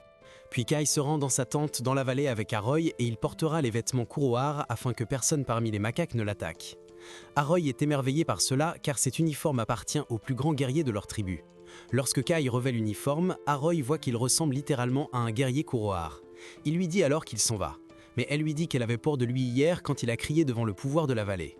Mais il est très différent maintenant et elle ne sait pas comment le décrire. Elle a l'impression qu'il essaye de devenir leur leader maintenant, ce qui surprend Kai. Ensuite, il va voir Elsa pour prendre de ses nouvelles, mais elle ne s'est pas encore réveillée. Il espère qu'elle se remettra très rapidement avant son retour. Puis il sort de la tente et voit les soldats Kuroar portant la hache d'Adam et est très surpris par cela et leur demande ce qu'ils font ici. Mais Burik l'a saisit après la bataille car elle sera utile à Kai dans certaines batailles également. Ensuite, Kai prend la hache et la brandit, sentant qu'elle est très lourde. Puis il part avec les macaques et quelques soldats Kuroar en route vers la terre des macaques. Ensuite, nous nous déplaçons vers la capitale et certains fonctionnaires voient qu'il y a une attaque sur le village de Lag et de la part des macaques. Un autre voit que les macaques ne représentent pas une grande menace. Puis un autre fonctionnaire lui dit que ce sont les pays en développement qui verseront le sang et qu'ils n'ont rien à voir avec l'affaire. Mais l'autre fonctionnaire voit qu'ils s'amusent chez eux à cause de leur massacre de sous-hommes. Mais l'autre fonctionnaire voit que cela ne changera rien. Ensuite, nous nous déplaçons vers le village de Higu et Kai et ses compagnons y sont arrivés. Puis ils y sont entrés et il y avait beaucoup de macaques. Il y avait de nombreuses tombes de guerriers, et ils plantent une graine à l'endroit de chaque guerrier afin qu'ils deviennent partie intégrante de la forêt, incluant les tombes de ceux qui sont morts dans le village de Lag. Mais ceux-ci sont morts à cause de Diabo. Ensuite, Kai demande à part Tarudu de lui en dire plus sur Diabo. Mais Burik ne l'a jamais vu auparavant et ne connaît que des légendes à son sujet. Et il a entendu dire qu'il était apparu dans leur monde plusieurs fois et que le pouvoir de la vallée était celui qui l'avait vaincu. Et l'histoire a été transmise comme une légende entre différentes races. Mais il est apparu après avoir disparu pendant longtemps. Cela indique donc qu'un grand changement va se produire dans leur monde. Ensuite, ils se déplacent vers le pont et voient les poissons morts. Et Tarutu leur dit que Diabo en est la cause, car il est maudit et dévore le pouvoir de tout avec avidité et prend les bénédictions des terres. Ensuite, ils se déplacent vers la maison d'Aberidor, le grand macaque. Puis ils montent vers lui et lorsqu'il s'approche, il les accueille et demande à Kai de lui pardonner pour l'apparence dans laquelle il va lui apparaître. Kai se demande si c'est le leader des macaques. Il lui demande ce qui lui est arrivé car il montre des signes de maladie grave et aussi de prendre sa décision. Il lui demande d'où vient Diabo. Ensuite, Aberidor lui dit que Diabo est venu lorsque les macaques l'ont invoqué à travers l'obscurité des macaques. Et que ses partisans avaient volé le pays et ignoré la souffrance du peuple. Et que les macaques étaient devenus corrompus jusqu'à la moelle et que leur royaume se détériorait année après année. Kai pensait que les macaques et les humains affamés n'étaient pas différents. Mais quand la tête est corrompue, elle noie toute une nation. Ensuite, Abridor continue à lui raconter qu'après avoir été vaincu dans la lutte pour le pouvoir, l'un des fils de l'ancien roi était parti vers le Grand Nord à la recherche de nouvelles terres et était appelé Shindor. Puis il se souvint de Shindor dans le passé et lui dit que bien qu'il fût le fils de l'ancien roi, il avait des limites dans ses choix parmi les dirigeants et avait tué de nombreux êtres humains semblables et s'était fait de nombreux ennemis jusqu'à ce que les nordistes lui lancent de nombreuses malédictions en raison de leur intense haine pour lui. Puis un miracle lui arriva et quand il retourna à Igo, il dévora l'ancien roi et y resta. Ensuite, Abridor retourna à son présent et quitta son habitation pour rencontrer Kai. Mais il montrait une grave maladie et ne pouvait pas marcher sur ses pieds jusqu'à ce qu'il s'avance pour l'aider à se lever. Abridor dit à Kai qu'à ce rythme, leur leader les abandonnerait et qu'ils deviendraient des bêtes sans esprit. Puis il s'approcha de Kai et le supplia de les aider ainsi que Taruto et un autre officiel. Ensuite, Kai entendit la voix du pouvoir en lui et lui parla de tuer Diabo. Alors Kai en fut convaincu et leur dit qu'il tuerait Diabo. Puis ils se mirent en route. Et sur le chemin vers Diabo, l'assistant de Tard leur dit que Diabo était maintenant à Dioshi, qui est le château du roi macaque. L'assistant de Boric pensa que ce n'était pas leur travail de nettoyer le désordre des macaques, et Kai pensa qu'il avait raison, mais ils devaient le faire. Quand ils arrivèrent là-bas, ils furent entourés par des gardes, et les macaques commençaient à crier les uns sur les autres dans leur langue. Kai se fâcha parce qu'il ne comprenait rien de ce qu'ils disaient. Puis Taruto lui dit que ces gardes étaient un groupe de gardes de la famille royale et qu'il leur demandait de partir pour pouvoir tuer Diabo. Mais Kai se fâcha parce que le moment n'était pas propice. Maintenant, l'assistant de Torod leur dit qu'ils avaient le leader Kai avec eux et que c'était lui qui tuerait Diabo. Mais l'un des gardes du royaume refusa la présence de Kai et lui dit qu'il n'avait pas besoin de lui et qu'il tuerait Diabo. Alors un esprit apparut parmi eux qui était l'esprit de Diabo, et Boric pensa que c'était l'énergie spirituelle de Diabo parce qu'il possédait un grand pouvoir. Kai essaya d'entrer mais fut empêché par l'un des gardes du royaume qui lui demandait de partir. Mais Kai le poussa violemment et entra, et ses partisans le suivirent à l'intérieur. Pendant que Kai courait, il entendit la voix du pouvoir en lui demandant de tuer Diabo. Lorsqu'il entra, il trouva un groupe de gardes tués et leur pouvoir se transférant à Diabo et l'odeur était très mauvaise. Kai pensa que cette chose ne pouvait pas exister du tout. Puis l'un des forts combattants macaques apparut, qui était Zena, et les gardes macaques l'acclamèrent lorsqu'elle apparut aussi, leur disant qu'elle était le plus jeune membre de la famille royale, mais qu'elle n'était qu'une débutante, et qu'Abridor serait le prochain roi. Mais Kai vit que Zena était très différente des macaques et fut surpris qu'elle soit une femme. Puis Zena avoqua l'un des grands loups appelé The Wolf, ce qui surprit Torod, et l'assistant de Torod dit qu'il était le protecteur des terres du Nord et se demandait ce qu'il faisait ici. Boric pensa que Zena utilisait un pouvoir magique pour contrôler The Wolf, ce qui surprit Kai. Puis Zena mena Diabo et demanda à The Wolf d'attaquer Diabolique. Alors The Wolf porta un coup à Diablo, ce qui fait que Diablo s'enflamma complètement. Et Kai pensait que The Wolf voulait brûler Diablo, mais cela ne fonctionna pas et que Diablo était résistant au feu. Puis Zena ordonna à The Wolf d'attaquer Diablo à nouveau, mais il refusa, jusqu'à ce que certains des partisans de Zena viennent et nourrissent The Wolf d'herbe pour qu'il écoute les ordres de Zena. Après qu'ils eurent réussi cela, The Wolf attaqua Diablo et lui arracha un morceau de son corps, mais il tomba au sol après cela, ce qui rendit Zena très en colère, et elle lui demanda d'attaquer à nouveau, mais il ne pouvait pas bouger du tout. Kai se demandait ce qui se passait et fut surpris. Il pensait que s'il coopérait avec lui, il pourrait éliminer The Wolf. Mais Tarut s'attendait à ce que le corps de Diablo soit complètement empoisonné et que tout ce qui le touchait meure. Ensuite, le morceau de viande que The Wolf avait extrait du corps de Diablo montra plusieurs branches et attaqua les gardes du royaume, les tuant. Il s'y attendait car de nombreux macaques étaient morts de la même manière, et il suggéra à Kai que c'était sa chance d'attaquer pendant que tout le monde était distrait. Puis Kai attaqua, mais l'assistant de Boric essaya d'empêcher Kai, mais il n'écouta pas ses paroles et continua d'avancer vers Diablo. Alors il attaqua Kai comme il avait attaqué les gardes macaques. Mais Kai évita cela et bloquait les attaques de Diablo à travers la barrière en bois. Kai montra à Diablo le signe du porteur de gardien, ce qui surprit Zena car Kai avait un grand pouvoir. Ensuite, Kai s'avança pour examiner The Wolf et vit qu'il n'était pas encore mort, mais que sa force était devenue faible et qu'il avait besoin d'un renforcement de pouvoir. Et que sa pierre de pouvoir était également devenue faible et que le poison en était la cause, et qu'il pourrait utiliser un choc électrique pour le réveiller à nouveau. Il ne savait pas s'il en était capable ou non, mais il se souvient d'Alyssa et qu'il avait fait la même chose et fut surpris qu'il a un pouvoir très grand. Pendant qu'il était distrait à réveiller The Wolf, Diablo saisit l'occasion et attaqua les partisans de Kai. L'assistant de Boric lui dit de se dépêcher car à ce rythme, il serait exposé à la mort. Ensuite, Kai imagina qu'il était dans la rivière et revit les souvenirs de The Wolf avec Zena. Et vit Zena après qu'elle ait tué un des chiens et remis le poignard à The Wolf pour fusionner leurs pouvoirs. Ensuite, Kai trouva le cœur de The Wolf dans l'eau et le choqua jusqu'à ce que The Wolf se réveille à nouveau. Puis il retourna à son présent, ce qui surprit Kai. Ensuite, Diabo commença à crier contre eux de colère intense et les attaqua. Kai et Boric contrèrent avec succès ses attaques. Mais Boric vit qu'il ne pouvait pas le tuer comme ça et que le reste des macaques étaient tués. Il portait des boucliers pour se défendre afin de ne pas mourir. Kai ne savait pas quoi faire, mais la voix en lui le guida à se battre avec une grande puissance et attaquer le trône. Kai pensa qu'il devrait détruire la pierre à l'intérieur de lui, mais ne savait pas où elle se trouvait et commença à bloquer certaines des frappes dirigées contre lui par Diablo. Zena vit que Shindor détestait beaucoup ce monde et elle détestait aussi ce monde. Puis elle se souvint de ce qui était arrivé à Shindor dans le passé, qui était son frère lorsqu'il avait été exilé au nord. Et elle se mit en colère à ce sujet et jura qu'elle gagnerait du pouvoir et trouverait de nouvelles terres pour devenir reine. Là, elle réussit à acquérir un grand pouvoir et le signe du porteur de gardien apparut sur elle. Puis elle retourna à son présent après être devenue forte en mettant du pouvoir dans son corps et menaça Diablo que puisqu'il avait tué le roi et pris son pouvoir, elle le tuerait maintenant et posséderait son pouvoir pour changer ce monde corrompu. Elle se mit également en colère contre D-Wolf et s'approcha de lui, lui disant comment il pouvait être le protecteur du Nord et lui demanda d'attaquer et de tuer Diablo. Elle dirigea presque un coup contre lui, mais Kai l'en empêcha et lui demanda de s'arrêter car ses blessures n'étaient pas encore guéries. Mais Vena refusa l'interférence de Kai et dit qu'elle utilisait ses partisans comme elle le voulait. Kai vit qu'elle les utilisait comme des outils puis les jetait après avoir fini avec eux, et lui demanda si c'était là les actions de quelqu'un né dans la famille royale. Mais Zena réprimanda Kai parce qu'il ne savait rien de la famille royale et qu'elle était capable de le distinguer, et pensait qu'il était une personne rurale méprisable, dont les méthodes étaient très mauvaises, et lui demanda comment il avait acquis cela, s'il avait volé ou quoi.